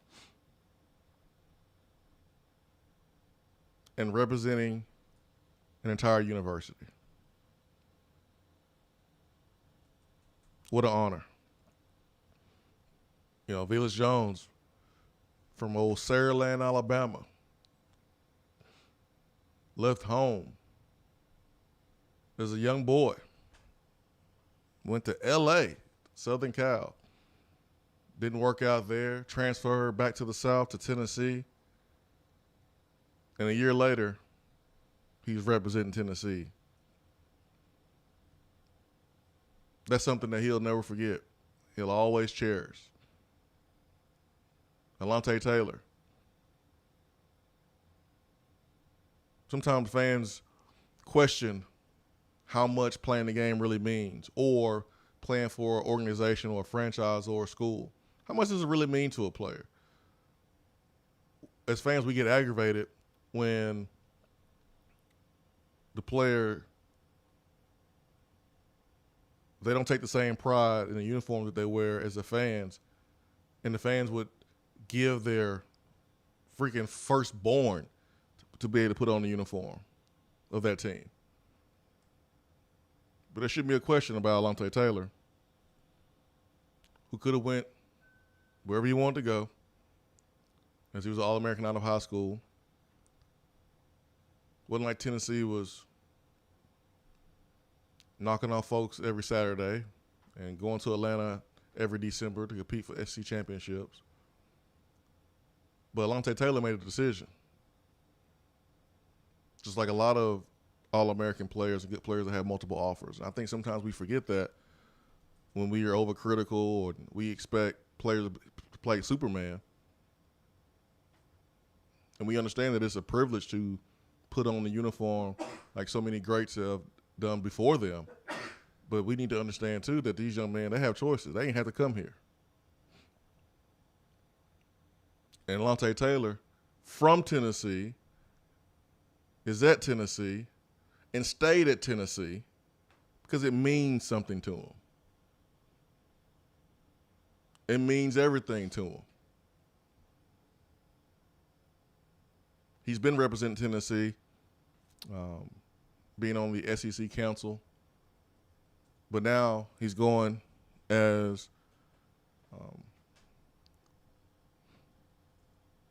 spokesman for Tennessee as a player. And I just want to give those two guys an attaboy. Now, I won't give them attaboy on the Queen's Day, Candace Parker's Day, but they deserve flowers. Because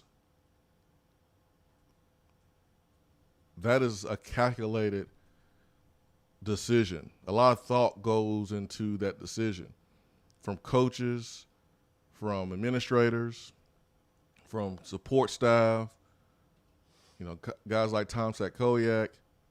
Like that is a let's get into a room and we got to make sure we take the right guy, because who you have speak on your behalf is important. If you're on trial for a crime you didn't commit, you want a bum lawyer or you want the best to speak on your Marcos behalf? Garza. Yeah, exactly. I want Marcos Garza to speak on my behalf. I want the best. Why? Because I trust that he's going to do his best for me and say the right things on my behalf. Well, if you're Tennessee, you can't just send anybody down there. If you're in a school, you can't just send anybody down there, because you don't know what he's going to say, what he's going to do. And it's going to embarrass everybody if he does something that's not above board. So this is a big deal. This is a big deal. Does it win you football games? I don't know. But it's a big deal for those players. It's a big deal, the process that goes into it, the thought that goes into selecting these guys. So I just wanted to make sure I just stop and shine some light on these two gentlemen, because they deserve it. They deserve it.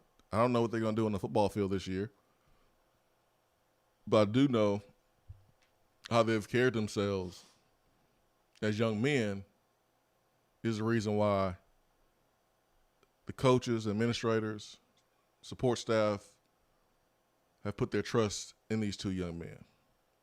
That's huge. That's huge. So I just wanted to make sure I said that.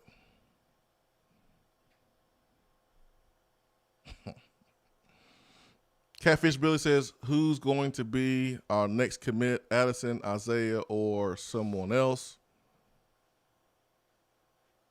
It'll be one of those options. It'll be one of those three options. It'll be Addison Nichols, Isaiah Horton, or somebody else. It'll be one of those three.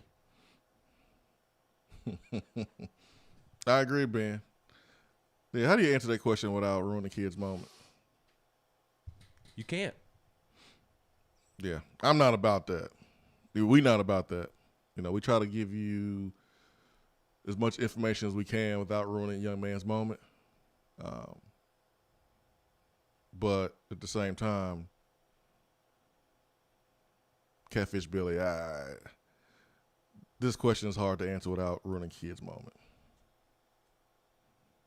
Who commits first out of these three? Like, what's the commitment date? I think Isaiah Horton will go before Addison Nichols will. So it's looking like end of the month for Isaiah Horton. So here's potential what decision, and Addison Nichols maybe early August. Well, here's what I'll say: we have the best chance to get a commitment from Isaiah Horton first, simply because he's committing first. More Correct. Likely. Correct. Unless Addison just wakes up one day and says, "Hey, I want to commit between Tennessee, North Carolina, Ohio State," and he picks Tennessee. So Tennessee's in a good spot with both. There we go. We'll say that.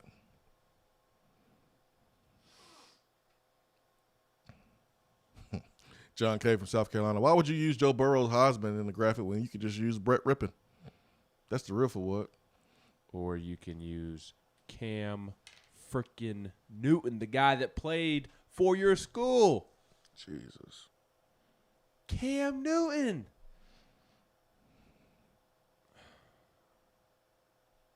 And honestly, you should have used Cam Newton.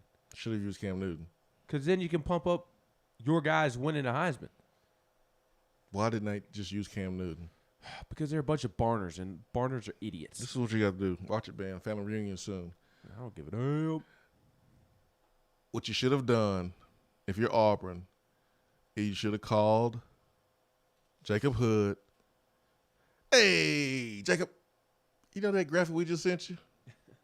We got another one for you. How about you take that one down? We're going to send you the revised one. That's what you should have did. That's what you should have did. But no. Just going to roll with it. Poor Will Friend. Poor Will Friend. Forget it. I'll do the graphic myself. It'll look like Joker Phillips. Yep. MS Paint. I'll do it myself. You know, draw a stick figure, piece of paper, and a little trophy. This is the Heisman. That would have been better than this one. Mm-hmm. Golly. That's a good point there on the text box. Oh, man. Tennessee Tiger says, Joe Burrow. Thanks, Auburn. Our LSU listener, LSU fan listener, Tennessee Tiger, who we love. She's awesome. Oh, man. Z Hampton says, never thought I would say I wish Colton Jumper was still here. Colton Jumper would be perfect fit for this team. We'll go to the text box. We'll go back to the text box here in hour number 2. Swain Event fueled by Dead End Barbecue. Stay with us.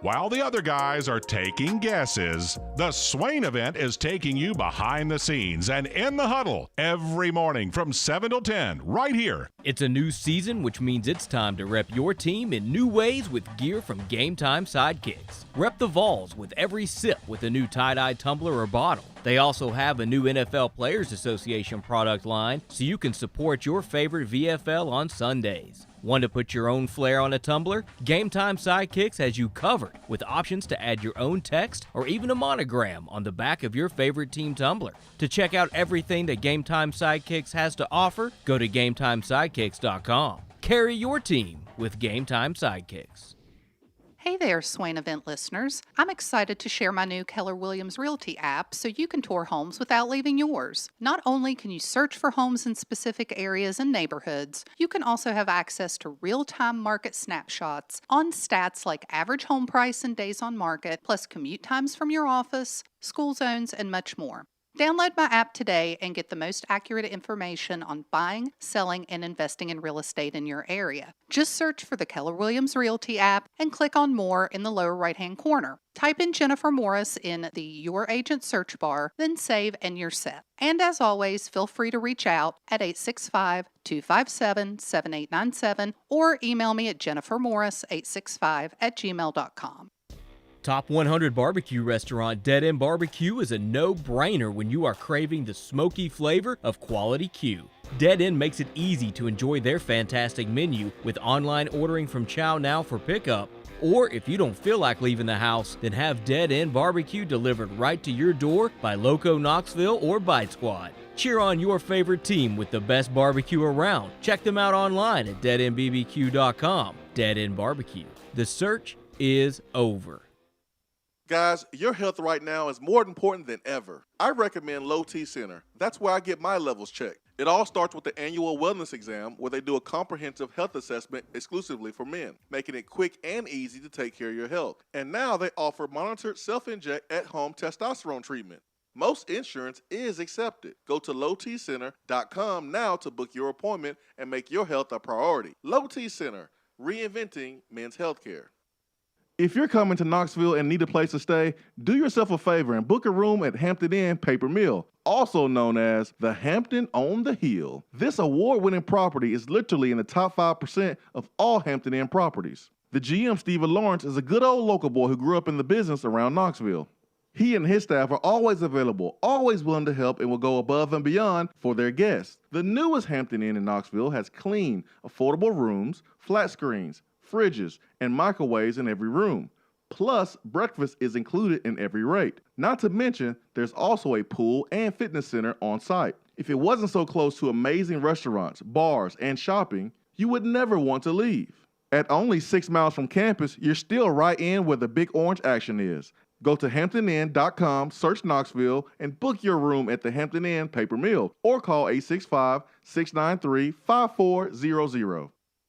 You don't have to take an L just because you can't listen to the Swain Event live. You can catch up on the podcast posted daily on the app, online, and on iTunes.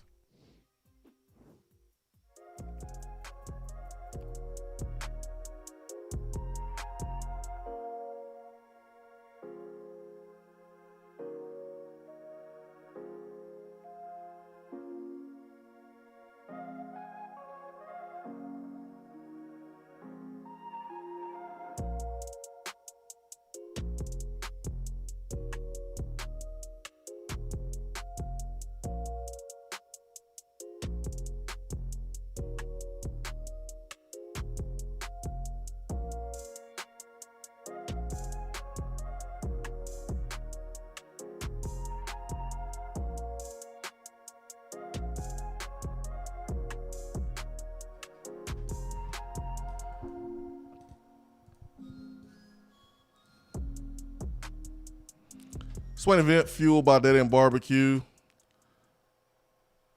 Irish Networks Hotline. Chris Lowe joins us, ESPN senior writer at CLowe ESPN on Twitter. Chris, did you get the memo that Mark Richt, John Chavis, Steve Diggs, Rick Barnes,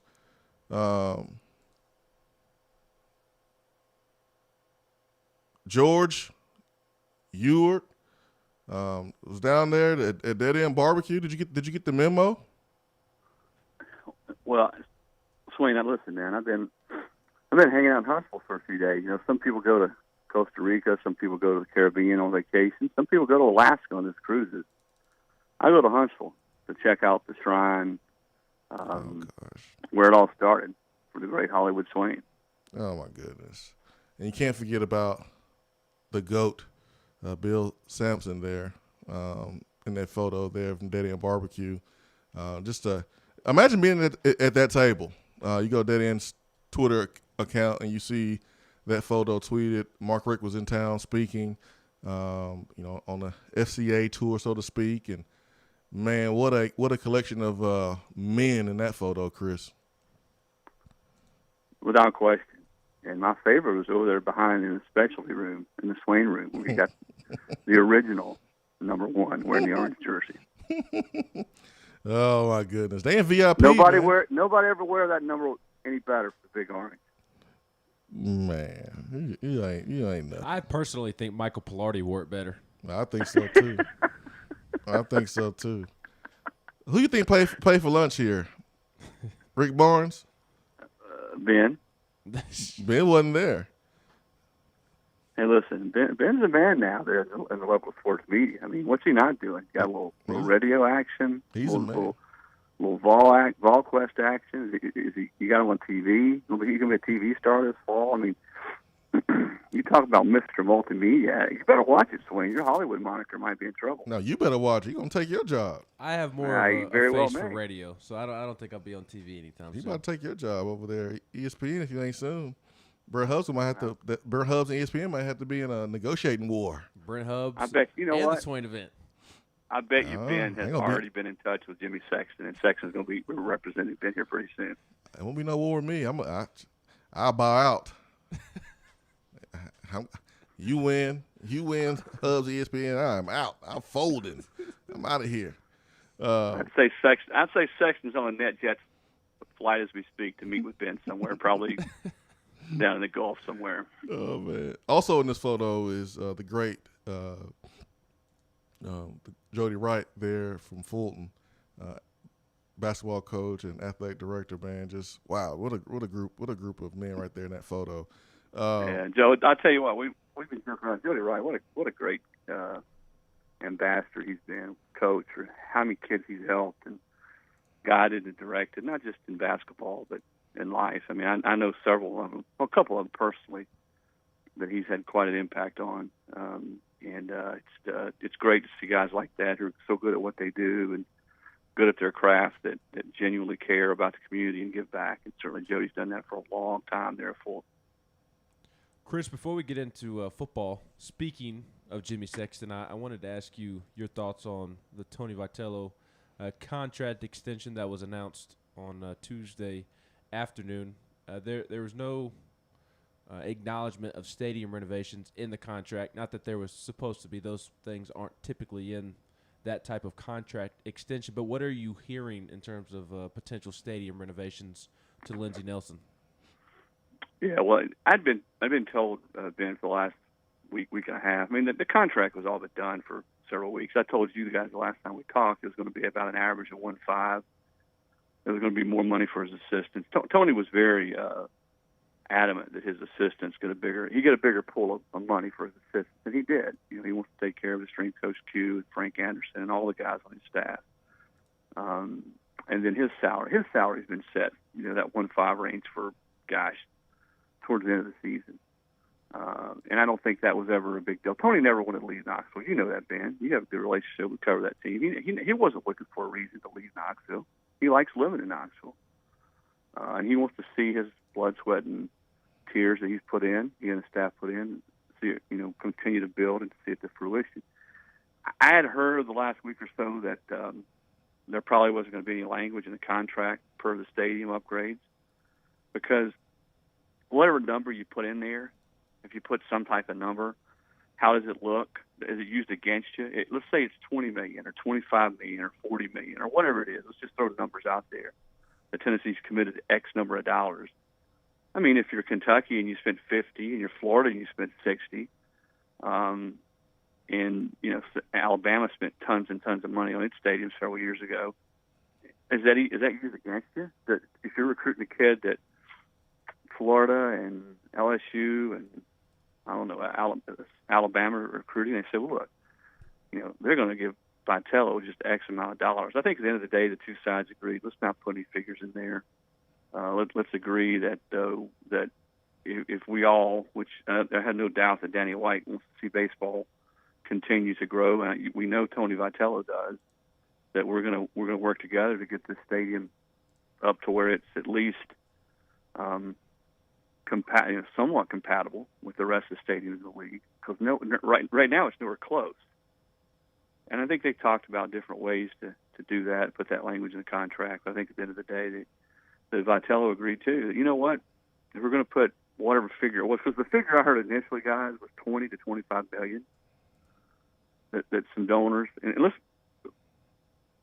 put this out there too. There were several donors, high-profile donors, who were willing to step up each and donate $5 million, $6 million, $7 million, because they want to see baseball succeed, and they like Tony Vitello, and they know what a commodity he is in Tennessee.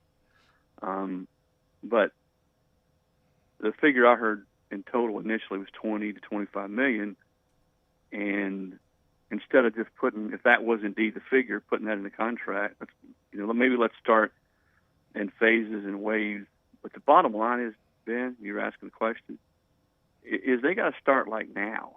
When I say now, pretty soon, to show everybody, to show the country, to show recruits, to show this fan base that, yeah, we're going to pay Tony Vitello one of the highest paid coaches in the country, but there's another big part of that is if he's going to continue to get Tennessee to College World Series and have a chance to win championships, you got to give him a stadium that allows him, and facilities and upgrades and renovations there that allows him to recruit to that level. Yeah, I mean, I think the Super Regional was a great lesson for us all. If Tennessee's going to be competing for championships, that means more times than not they'll be hosting Super Regionals. And I think if you're Tennessee, even though the block party was awesome, it was cool. I don't. You mean the Swain block party? No, I thought it was just a Tennessee block party. It was a Swain block party. But go ahead, continue. I ain't getting any free drinks or free T-shirts. Man, I should have asked for some. But like as cool as that was, it was a cool scene to see. Tom Hart and Chris Burt, highlight that, and it showed Tennessee fans in a really cool light. Like with a bigger stadium, we don't necessarily have to do that. So only having 500 tickets available, only having 5,000 seats, I mean, that's not something that you want to do year in and year out. So, if you're Tennessee, you're gonna be competing for these deals, and you want to be able to showcase your stadium at the most important and crucial part of the season. Yeah, it was a great environment. I got to go to pretty much all the games. Oh, I bet you did. And as some of your listeners looked at, even sat through the rain swing. You can ask them. I sat through the rain that day it poured. Didn't go up and seat covered in concourse. So I grew up in the 70s and 80s, brother. I play hurt. How did you manage? You did. How did you manage to get tickets when nobody got tickets, Chris? Hey, I got connections on the Tennessee, within the Tennessee baseball team. That's all I'll say. Man, that might be the real example of being Hollywood. I just happen to have a family member who is part of that Tennessee baseball family who takes care of his mom and dad. How about that? Well, I mean, listen, I've got a lot of people. I've been there around a long time, and I was able to search around and scour some tickets, but I was blessed to have been there because what a great environment. I mean, Ben was there. No, it really was. It was awesome, man. But you're right, though, man. If you're going to invest in something like they have in Tony, paying him a lot of money, you got to continue to reinvest if you want to continue to build. Any company, any restaurant, any radio station, any radio show like yours or anybody else's, you got to continue to reinvest. And if Tennessee wants to see this thing continue to grow, they got to reinvest in that baseball stadium and give Tony a chance. He's going up against Arkansas and LSU and Florida on the recruiting front to show kids. Because, Swain, you went through that. I mean, listen, you were Michigan, Tennessee, Florida, Alabama, Auburn. Everybody in the country wanted you, right? And I'm being honest here. When you went on recruiting visits, you went with probably some of your family members, your uncle, your granddad, I mean, all sorts of people. Were you guys keeping score when you went on campus? Yeah, I mean, I was. I went on every visit by myself. I didn't have one family member with me, and I made some trips. But I'm sure they knew what each campus and each school had to offer. I did, yeah. I mean, Georgia didn't have an indoor at all. All right. I mean, Auburn's indoor wasn't as good as Tennessee's. Tennessee had just had 50 yards at that time, and then when I got there, they were expanding to 100. Alabama had an indoor that was pretty nice because I remember running a 40 there at one of their camps. What'd you run it in? 4.45, 4.5ish, low 4.4, low 4.5ish, 4.4. Could you come close to that now? Yeah, in the 20. 20-yard dash. Not 40-yard dash. Yeah, more like a forever.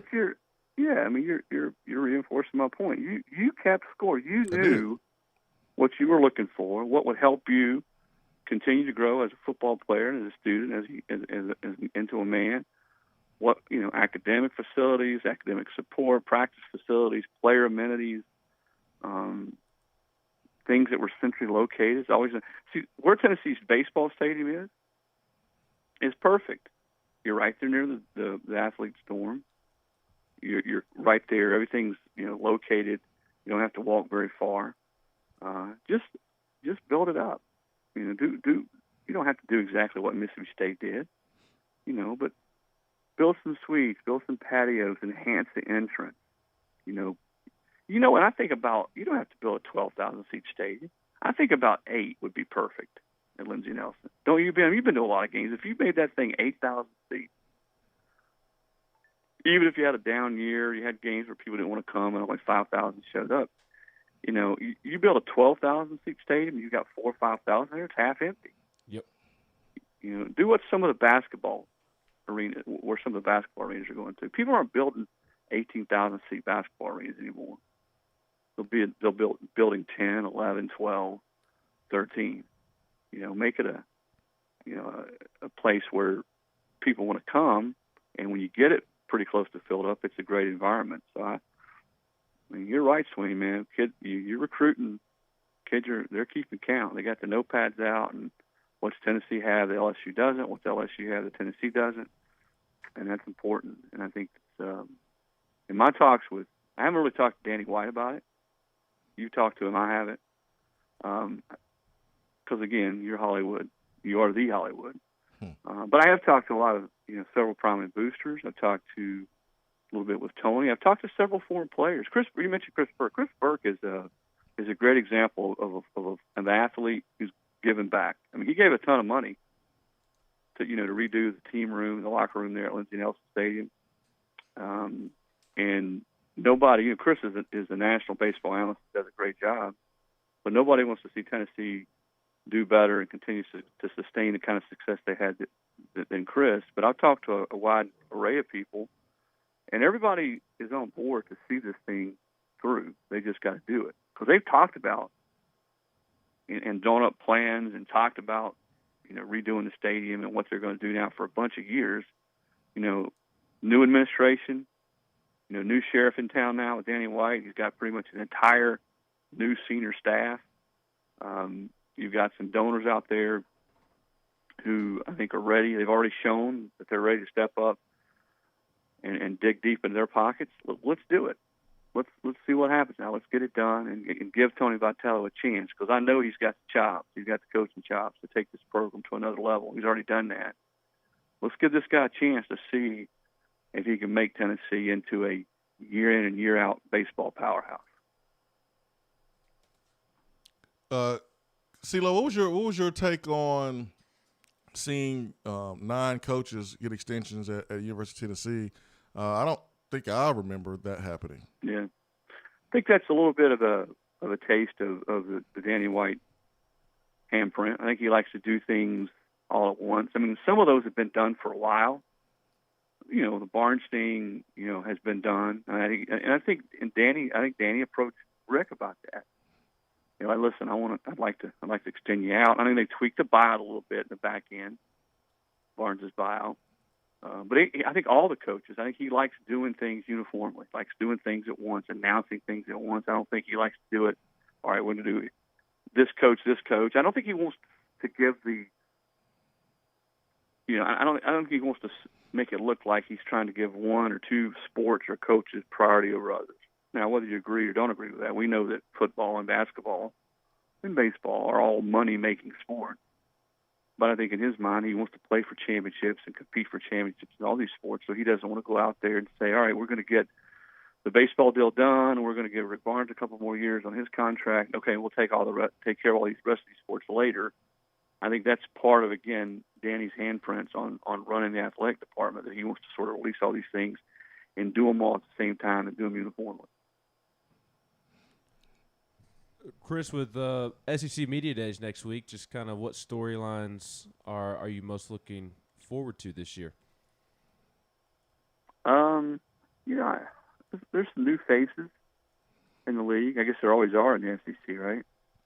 Mm-hmm.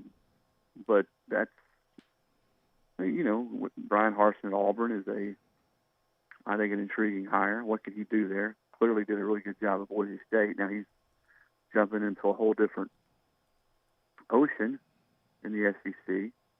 How long is it going to take Shane Beamer in South Carolina to get that program back to being, competitive again? And then, of course, right here in Knoxville, you got Josh Heupel, and can he finally bring some stability to the Tennessee football program that desperately needs it? I think more than anything, there's a buzz, a little bit of a buzz around Tennessee's football program. Not because anybody expects it to be an SEC contender over the next couple of years, because we don't know what's going to happen with the NCAA. I think there's a better chance that Tennessee gets hit pretty hard than they get slapped on the wrist. But I quit predicting a long time ago about NCAA punishment. But I do think Tennessee's going to get some. I think they're going to get popped pretty good. Now, is that 1 year postseason ban, 2 years? I don't know, but I think they're certainly going to get one and some scholarship reduction. So it's hard when you start talking about what's expected of Josh over these next couple of years in the field when you don't really know for sure what's coming down the pike from the NCAA. But here's the buzz I think that surrounds him. I think offensively they're going to be fun to watch. I think they're going to be on offense of this century. They're going to play fast. He's got a track record of coaching up quarterbacks and having quarterbacks play well under him. He's been able to do it with some different types of quarterbacks. He played the position himself at a high level. And I think more than anything, if you talk to Tennessee fans around the country, and certainly I know you guys do all the time and I have as well, more than anything, they want to see a team offensively that grows and develops. They want to see better play, more consistent play out of the quarterback position. They want to see an offense, again, that's sort of indicative of what people are running today, the kind of offense that wins. I mean, you look at Ole Miss and Swain's buddy Lane. I mean, that's they your were boy. terrible. They were terrible on defense last year. Terrible. But they scored a lot of points. They were fun to watch. They moved the ball up and down the field. They threw it all over the park. And they won some games, and they were in a lot of games. I mean, what they did to Alabama last year was – and so, yeah, I mean, if you lose 10-7 or you lose 51-48, it's still a loss. But you always feel like in today's game, Swain, don't you feel like if you've got the ability to score and you got a quarterback, who can get it done, is playing with confidence, and guys rally around him, that you always feel like going into a football game, whether you're the quarterback, the offensive lineman, the fans sitting in the upper deck, or whoever, that you got a chance to win the game. It's not 2001 or 2002 anymore, where you could win 10-6, sit on the football, win 13-7. And I think that's what fans feel like in Josh Heupel, that they have a guy that knows offense. He's got a track record for putting good offenses and plays it in such a way. I'm talking about speed and tempo and spreading you out, that gives defenses a lot of trouble.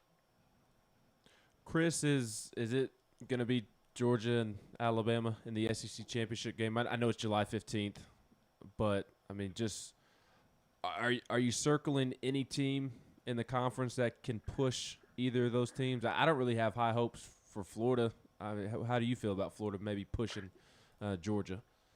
Yeah, Florida lost so much, Ben. They lost a lot of key players. I think Florida will be good. I don't think they'll be as potent as they were last year on offense. I mean, they gave Alabama a lot of trouble in the SEC championship game as well. A lot of those guys are gone, though. Dan Mullen's another guy, though, that has always been able to get it out of his quarterback, and really hasn't really mattered. I mean, we all think about Dak Prescott, before he got Dak Prescott and really sort of brought him along, there weren't people jumping up and down about Dak Prescott. The Trask kid at Florida. So whoever it is, I think the quarterback will play well Dan, but no, I think Georgia defensively. This should be Kirby's best defense in Georgia, and I think they've got some weapons on offense. You know, I think JT Daniels will grow a lot, certainly if he's healthy this year at quarterback, and they probably have as good a chance to unseat Alabama as anybody. I don't know anybody else in the East, if it's not Florida, that really has a chance to win. Kentucky will be probably, like they have been the last few years, better than a lot of people will give them credit for going into the season. They got a couple key transfers, I think, that will help them, but I don't see them being ready to challenge, Georgia or Florida. Certainly not Georgia. I keep saying this. I know that we're still 2 years away from probably the playoff expanding. So we'll play this season, we'll play next season. But once it expands, we're not going to be asking the question anymore. Who can get to the SEC championship game? What are the two teams that is it Georgia now? We're going to be asking, all right, what teams can position themselves throughout the season to get to the playoffs? And let's say they were expanding to 12 this year. I mean, how many teams in the SEC would you guys think really have a legitimate chance to get there? Certainly Georgia and Alabama. I think A&M's right there. They were right there last year. And I still say Jimbo, what he's done, the way he's recruited, the resources they have in College Station, they're the team. If you ask me, who's the team best positioned to make a move in the SEC, I think it's A&M. What do you think, Chris? What do you think Austin Price thinks about your answer, about your opinion? About A&M? Yeah, what do you think Austin Price, thinks about, what you're saying right now? Well, I mean, to be honest with you, and I'm going to be completely transparent here, I don't ever say anything on your show, or whether it's your show, Feinbaum, any radio station, before talking to Austin first and picking his brain and finding out what he knows, because he's the guy, and that's the honest truth. So basically, everything I say on your show, I'm regurgitating from what Austin has told me.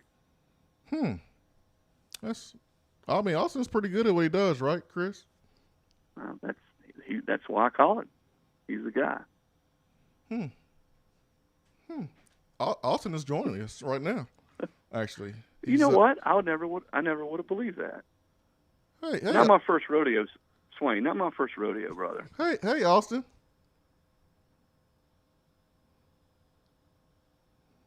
We'll get Austin. You guys having technical difficulties? Yeah, we're trying to get Austin in here, man, to join the program and crash your interview. Listen, Swain, Austin is a evolved college football aficionado, but sometimes he has technical difficulties. I don't think it's on his end. I think it's on us.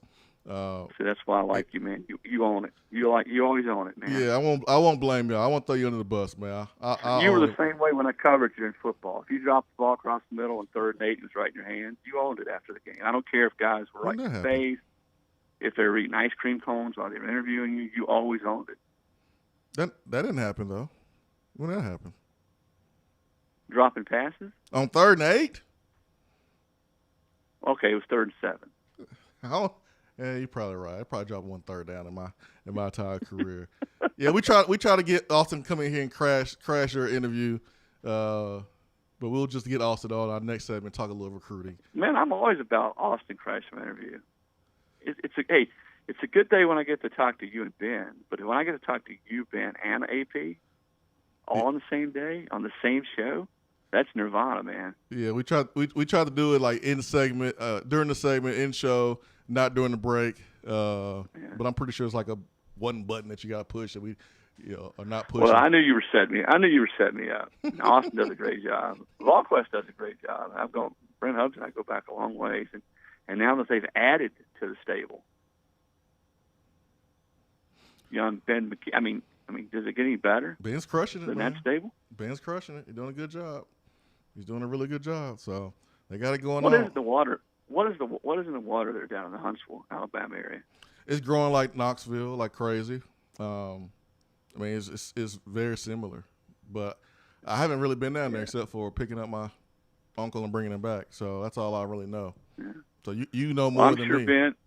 I'm sure Ben and the VolQuest staff, AP, Hubbard will be crushing it down there at the media days. But no, I those are some of the storylines you're asking me. I mean, can anybody catch Alabama? I know there's sort of an Alabama fatigue around the country in college football. I get that. They just, same way when I'm showing my age here, when UCLA was winning all the time in basketball, in the 70s, maybe a little bit when the Yankees had it going there in baseball, Pittsburgh Steelers, the Bradshaw, Franco here. But I don't remember anything like this in my lifetime in college football. Miami was dominant there in the early 2000s and, the late 90s, but never a run like this. And, can anybody catch him? What's it going to take to catch him? People are recruiting well around him, so we'll see. I just think as long as the head guy's there, not a lot's going to change. They're always going to be playing for championships. Maybe the NIL balance things out. I said maybe the NIL will change it a little bit. It'll be interesting to see. You're right, and that's a good. I'm glad you brought that up because I do think that will.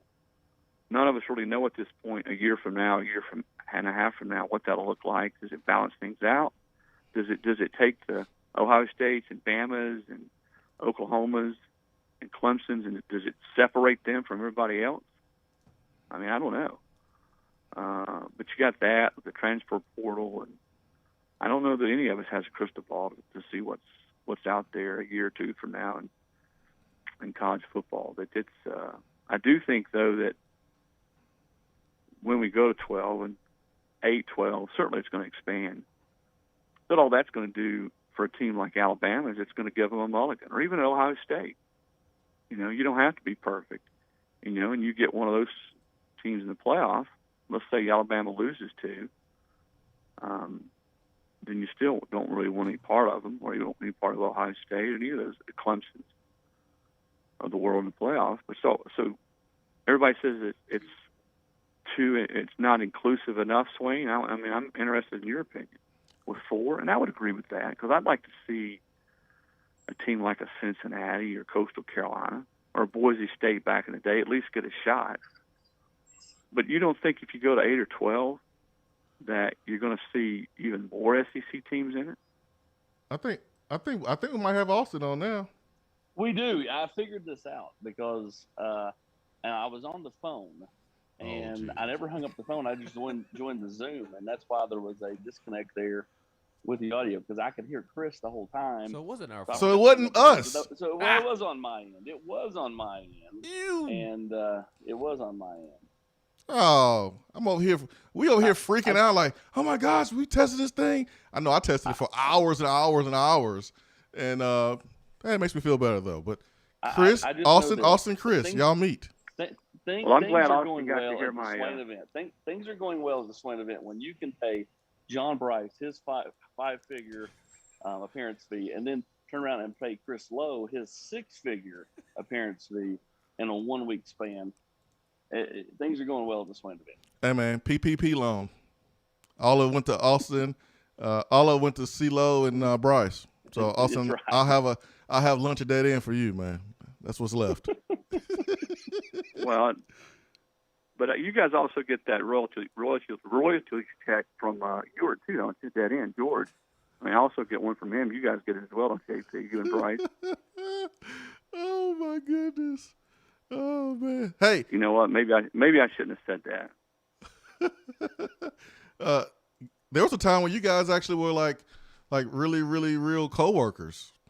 I mean, you guys now do the Nation together and do a great job. I've been on the show, a couple times, but you guys, get great. Great guests. And I want to add, you're going to be on that show a few more times, Swain. I just want to throw that out there. But go ahead. I look forward to it, man. I look forward to always being a guest there on the show, but. You guys been working together for a couple of years now, and you guys worked together before the Nation too. That's right. We did for Chris's quick stop at VolQuest before ESPN hired him away to go and be the czar of college football. So it was a brief deal, but we did work together both at VolQuest back in Chris. What was that? 2006, 7? Early 2007. Yeah, I think it was the summer. /fall of 07.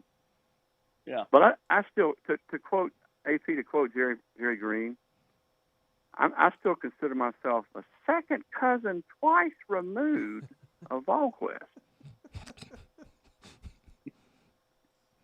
you always got VIP at VolQuest, Chris. Always. Always, my friend. All right, guys.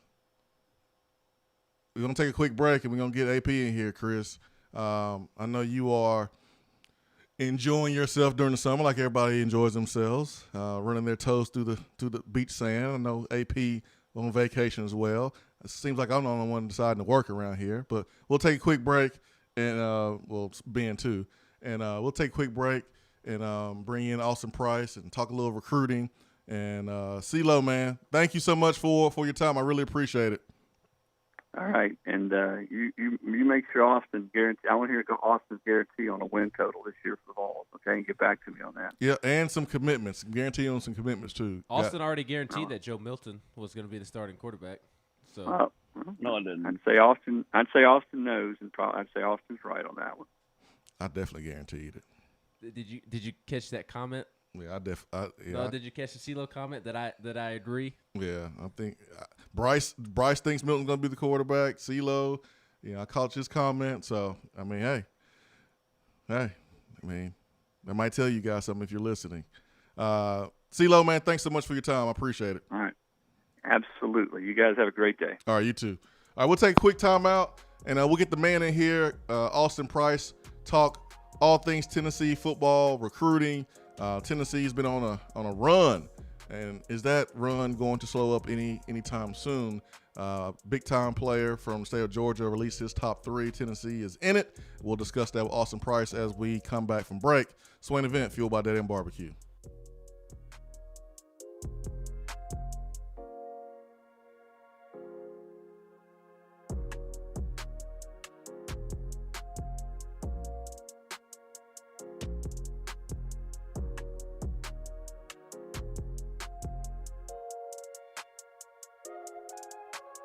Hour 3 of the Swain Event is brought to you by the Low T Center and lowtcenter.com. I can't hear you guys right now. Do you know your numbers? Feel like you again. Let us help.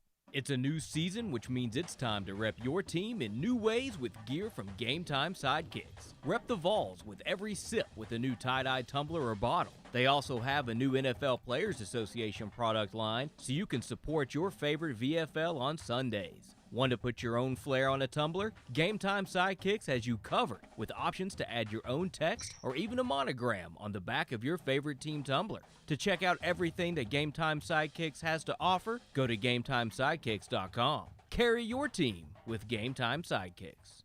Is that as low as you can go? Okay, thank you. Hello, is that as low as you can go? Okay, thank you. What are you doing? Calling around to get the best rate on a car loan. Why? Everyone knows Alcoa 10 is the best choice to purchase a vehicle or refinance your current loan. And with low interest rates and 90 days to your first payment, it's a no-brainer. You can even apply online and sign all the documents from the convenience of your home. Yeah, I don't know what I was thinking. Alcoa 10 Credit Union. It's so easy. Go to atfcu.com for details. Rates are dependent on credit score and equal housing lender. Top 100 barbecue restaurant Dead End Barbecue is a no-brainer when you are craving the smoky flavor of quality Q. Dead End makes it easy to enjoy their fantastic menu with online ordering from Chow Now for pickup. Or if you don't feel like leaving the house, then have Dead End Barbecue delivered right to your door by Loco Knoxville or Bite Squad. Cheer on your favorite team with the best barbecue around. Check them out online at deadendbbq.com. Dead End Barbecue. The search is over. Guys, your health right now is more important than ever. I recommend Low T Center. That's where I get my levels checked. It all starts with the annual wellness exam where they do a comprehensive health assessment exclusively for men, making it quick and easy to take care of your health. And now they offer monitored self-inject at-home testosterone treatment. Most insurance is accepted. Go to lowtcenter.com now to book your appointment and make your health a priority. Low T Center, reinventing men's healthcare. More and more Tennessee businesses are switching to Iris networks for reliable, local, high-quality, high-speed business fiber internet. Iris provides direct internet access from 10 megs to 10 gigs with no payments for 90 days. Iris also offers next-generation business phones with work-from-anywhere capability from the mobile or laptop app. With local sales, support, and service, Iris is a partner in the community. Learn more at irisnetworkusa.com or call 865-448-IRIS. Iris Networks, a Tennessee business connecting Tennessee businesses. Good morning, Swain Event crew. As the weather heats up, so does our market, and from Johnson City to Knoxville, eager buyers are grabbing up many available properties. The chili is hot in East Tennessee, so if you are ready to buy or sell or want to talk more about our local real estate market, I'm just a phone call away. Or email me at jennifermorris865@gmail.com. And go Vols! JC's Tree and Landscaping Service specializes in quality tree work done at an affordable price. Trimming and removing trees are their specialty. They also offer other services like land clearing, stump grinding, crane services, and all of your basic landscaping needs for both commercial and residential. JC's will give you a free estimate and beat any written quote by a competitor to guarantee that you get the lowest price around. Don't risk your land with a fly-by-night service. JC's Tree and Landscaping is licensed and insured. Give them a call at 865-599-3799.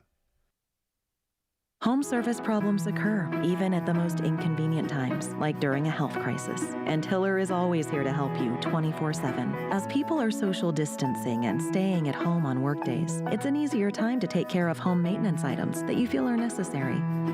And we've put new safety precautions in place, like wearing gloves, avoiding physical contact, new sanitation protocols, and limiting time in your home. We're here for you. Call the Happy Face Truck today. Hour 3 of the Swain Event is brought to you by the Low T Center and lowtcenter.com. Do you know your numbers? Feel like you again. Let us help.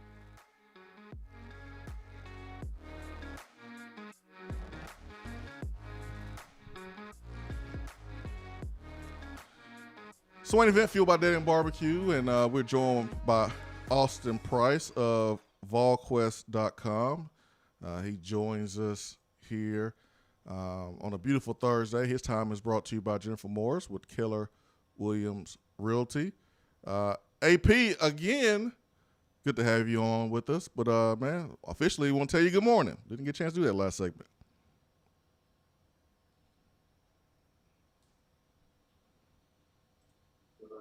AP, can you hear us? Yeah, I can now. Gotcha, man. Good morning. Good morning, guys. How we doing? Good, man. Good. Man, Tennessee got themselves a big-time player in Cam Miller from the West Tennessee area. 4-star. Not a lot of people have been talking about the stars, and Tennessee's class is littered with 3 stars. But for those, I mean, I guess if that need to see that extra star next to Cam Miller's name, even though I think there's some really good 3 stars in there. Cam did not play last season because of COVID. How has the evaluation process been for Cam Miller as you look at a guy that didn't play last football season? Well, I mean, obviously, I think that a lot of the evaluation process has been predicated on what he did as a sophomore and even as a freshman, Jason, because he did not play last season. He has not camped anywhere this season because he kind of got a hamstring injury right at the end of track season. And so it's not like he's went to a bunch of camps or, went to a rival's camp or went to camps on campus. None of that stuff's happened. So, yeah, I think it's hampered him a little bit. But at the same time, I think Cam's best football's ahead of him. He's very, very, very, very raw when it comes to route running and those type of things. But he's only going to get better. I mean, he's super explosive, and really I think the sky's the limit. I think what you can get out of him over the next, 4 years could be something special. I believe since the last time we had you on, Tennessee's picked up 2 other commitments as well in Squirrel White and Mo Clipper. Just what are your thoughts on what Tennessee is getting in Squirrel and Mo? Well, and Squirrel White's getting speed. Kid can really run. He's a nice compliment to a guy like, Cam Miller or potentially a guy like Isaiah Horton. As far as Mo Flipper, I think this is getting a really good offensive lineman, a guy that, picked up more and more offers this spring. And really when you look at it, Jason, all the people that are fretting about 3 stars, I think if you want to fret 9 months from now about that. Because what happens if a kid adds a 4th star to the last rankings, update before signing day? That means was he not a 4-star all along and people had him underranked? Or what if he's a 4-star now and then drops down to a 3-star? Was he overranked? I mean, sure, they do matter from the standpoint of like you want the best players in the country because the best players in the country end up going to the best programs, and that's why those teams continue to win. But don't get caught up in like the star watching, stargazing, because to me it's a lot about who is that offered these schools or these players, and that goes a long way in my book. When you look at a guy, like Jordan Phillips, he went and camped, got a Georgia offer, went and camped, got a Florida offer, Michigan, Tennessee, so on and so forth. He's a three-star player right now. Will he be in a few months? I don't know.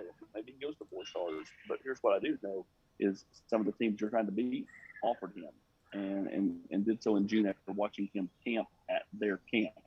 To me, that says a lot. It looks like Tennessee is on the verge of piecing together a pretty nice offensive line class. Maybe not the star ranking, but when you look at a Messiah Reddick or Brian Grant, Mo Clipper, they have a lot of potential. And then trying to add Addison Nichols, Swain talked about Tennessee making the top 3 for him before we hit a break. Where do you think Tennessee stands in that race? Well, before we get to Addison Nichols, let's talk about some of the offensive linemen they had. Messiah Reddick, I think is a really good football player. You offer best. I get it. I get why people question it. Saw the kid in person. He's a great-looking kid.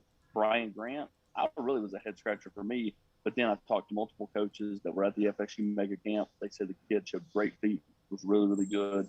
Saw a ton of schools like FSU and other ones coming after him at that point.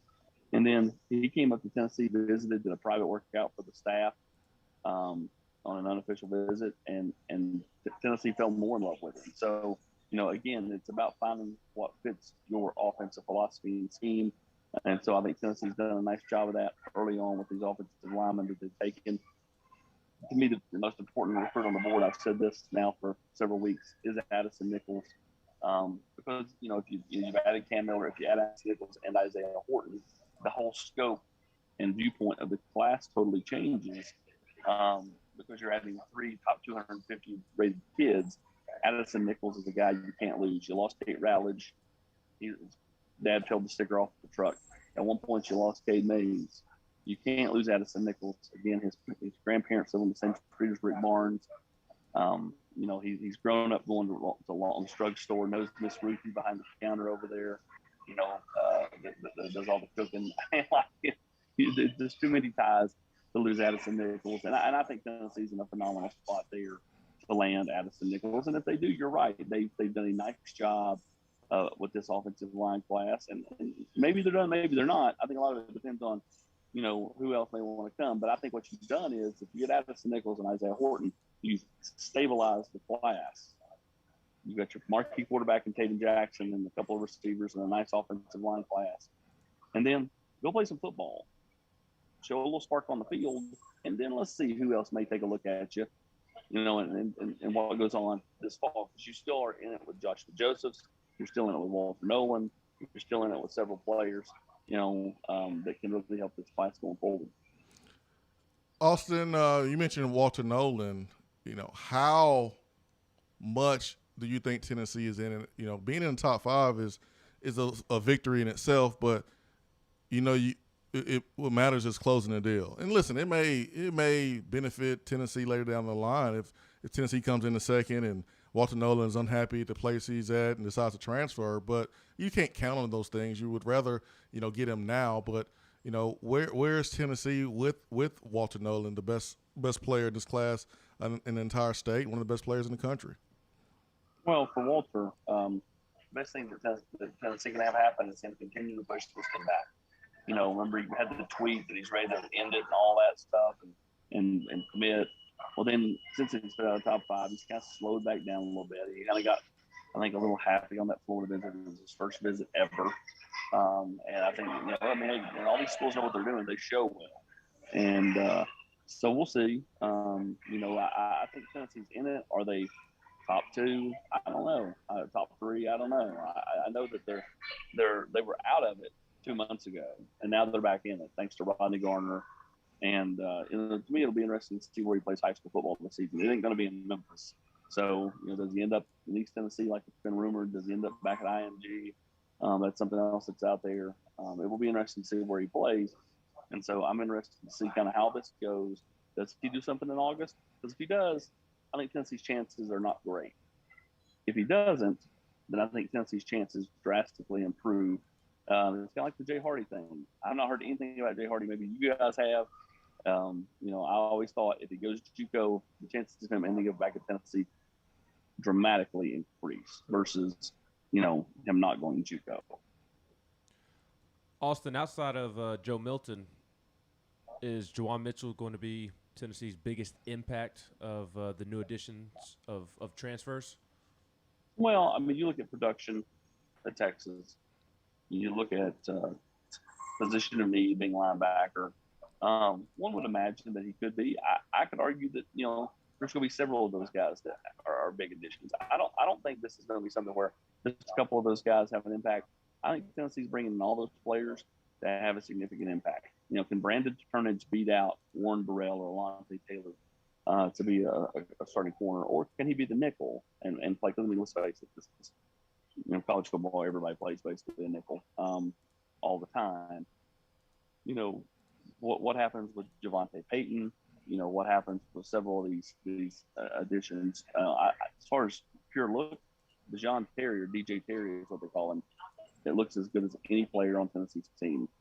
He's a long arm. He is built like a rock. He looks awesome. And does that equate to success on the field? No, but he did have a nice run at Kansas, and I'm sure he can be a factor here. And then again, what happens with Joe Milton or Hendon Hooker if they are the quarterback? I think Tennessee's going to lean on a lot of these new faces really, really fast, and they're going to do so a lot this fall. You mentioned a position that I think I'm the most excited to see how it plays out this fall, outside of the quarterback position, obviously.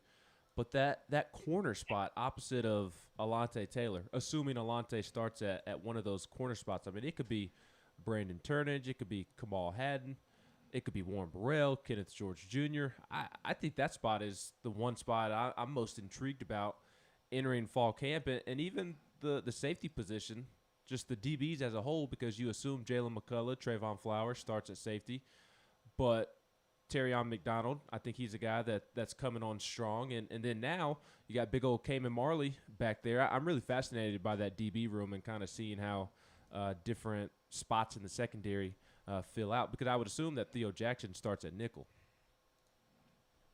Yeah, maybe. We'll see. I don't think anything's been set in stone. And, I think when you look at, Tennessee's secondary, there was talent there, but it was thin. And, now there is more talent there, and it's not as thin when you add Kamal Haddon, when you add, Cayman Marley actually does make it, and you end up deciding to put him on defense in the secondary.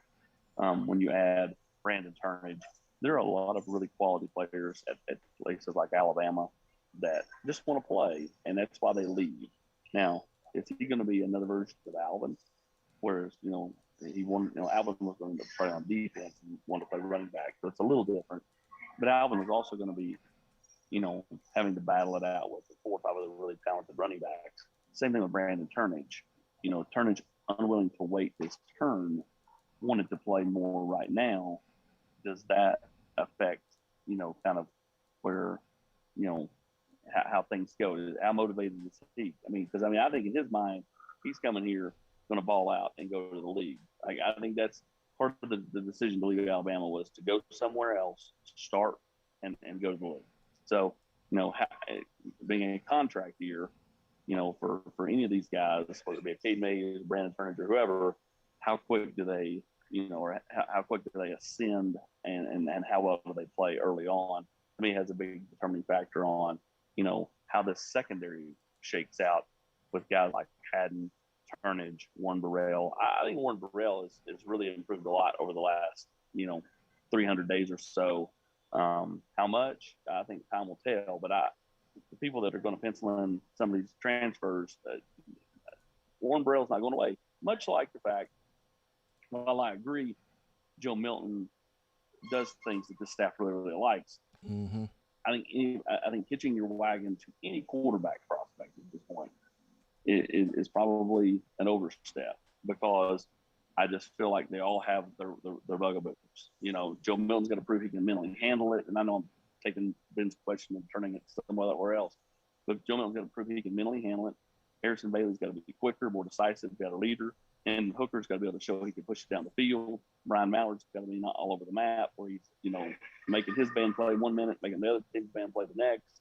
They all have their warts. And so who can develop and settle in and be the guy that this staff can count on over the next, 45 days, to me, goes a long way to determining who's Tennessee's string quarterback against Bowling Green. All right, last question, Austin, before we get you out of here and let you enjoy the rest of your time today. Any updates on NCAA stuff? Any new developments? Anything worth mentioning today? No, I heard what Chris said. I'm still thinking. I still think it's going to be a 1-year bowl ban. I just think that how much real teeth does the NCAA have at this point? And are they looking to really make people mad? When the NIL stuff's kind of, to me, weakened them a good bit, and you're going to see more stuff that weakens them over time, I think. So, I see a 1-year bowl ban, probably self-imposed by Tennessee, accepted by the NCAA, and then a certain number of scholarships. I don't know what that number will be, and let's face it, and Brent Hubbs, has said this, if you're talking about the 85 number and not off the class number, which is what we were told this would be, the 85 is not a big deal because you're so far under it anyway. You know what I'm saying? So, as long as you can sign full classes, I think you're the effect of it is minimal. Again, that's based off the interpretation of the rule that we were given, was it's off the 85, not off of the signing class. Good to note. AP, man, I know we had you on a while, man, crashing CeeLo's interview and doing one of your own. So I just appreciate your patience, man, being on with us while you're out enjoying your time. You a cowboy now, man. I saw you on a horse. I'm not. We've had a good time here. We've done a lot of good stuff, and I told Ben last night. I said I think I'll try to make it on Swain Show in the morning. I finally got back to a spot where I have really good, cell service and Wi-Fi and stuff. As we end our trip here in Denver, and so it was much easier to come on today versus Tuesday. Tuesday would have been a no-go. Yeah. But hey, I wanted to make time for you because you always make time for me, big guy. That's right, man. That's right. Well, adios, partner. I'll let you ride off into the sunset. Get back on some horses, my friend, and be careful in your travels, man. Are you gonna play the Cowboy Rides Away as I go off the air? If I was prepared, I would. Yeah. I would for sure. If I had it queued up, I would play it. some John Wayne or something like that. But I'm not prepared, man. I'm not prepared. I only came prepared to play Coming to America, Queen to Be. Talking about Candace Parker being on the cover of 2K. So that's all I got, man. That's all I got for today. All right, AP, man. Sounds be good, careful. Guys. Appreciate you. All right, see you. Austin Price, VolQuest.com, joining us here on the program. 865-255-03. We'll take a quick timeout, and then we'll come back and wrap up today's show and put a nice little bow on Thursday's edition of the Swain Event. Hour 3 is powered by Low T Center and lowtcenter.com. Stay with us.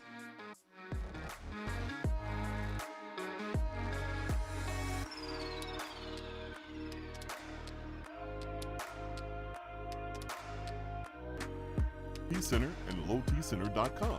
Do you know your numbers? Feel like you again. Let us help.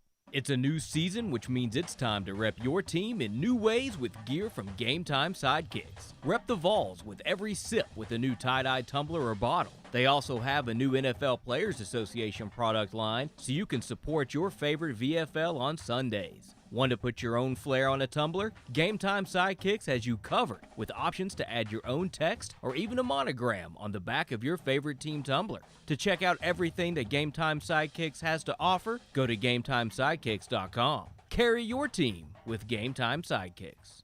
Is that as you can go? Okay, thank you. Hello, is that as low as you can go?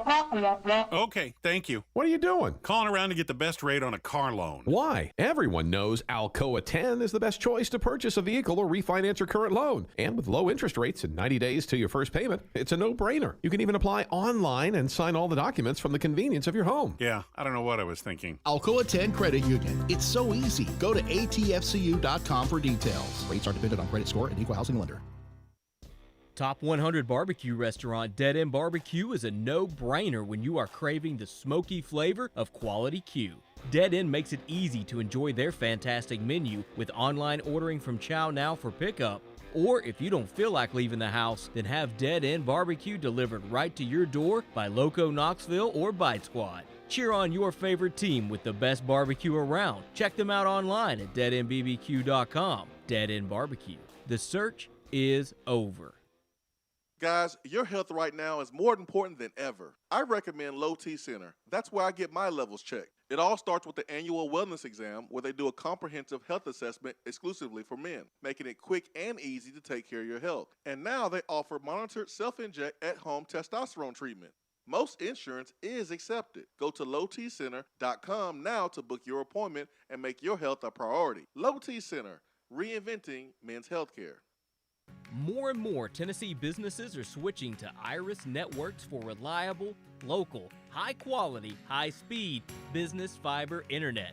Iris provides direct internet access from 10 megs to 10 gigs with no payments for 90 days. Iris also offers next-generation business phones with work-from-anywhere capability from the mobile or laptop app. With local sales, support, and service, Iris is a partner in the community. Learn more at irisnetworkusa.com or call 865-448-IRIS. Iris Networks, a Tennessee business connecting Tennessee businesses. If you want to get in on the conversation, call the Iris Networks hotline at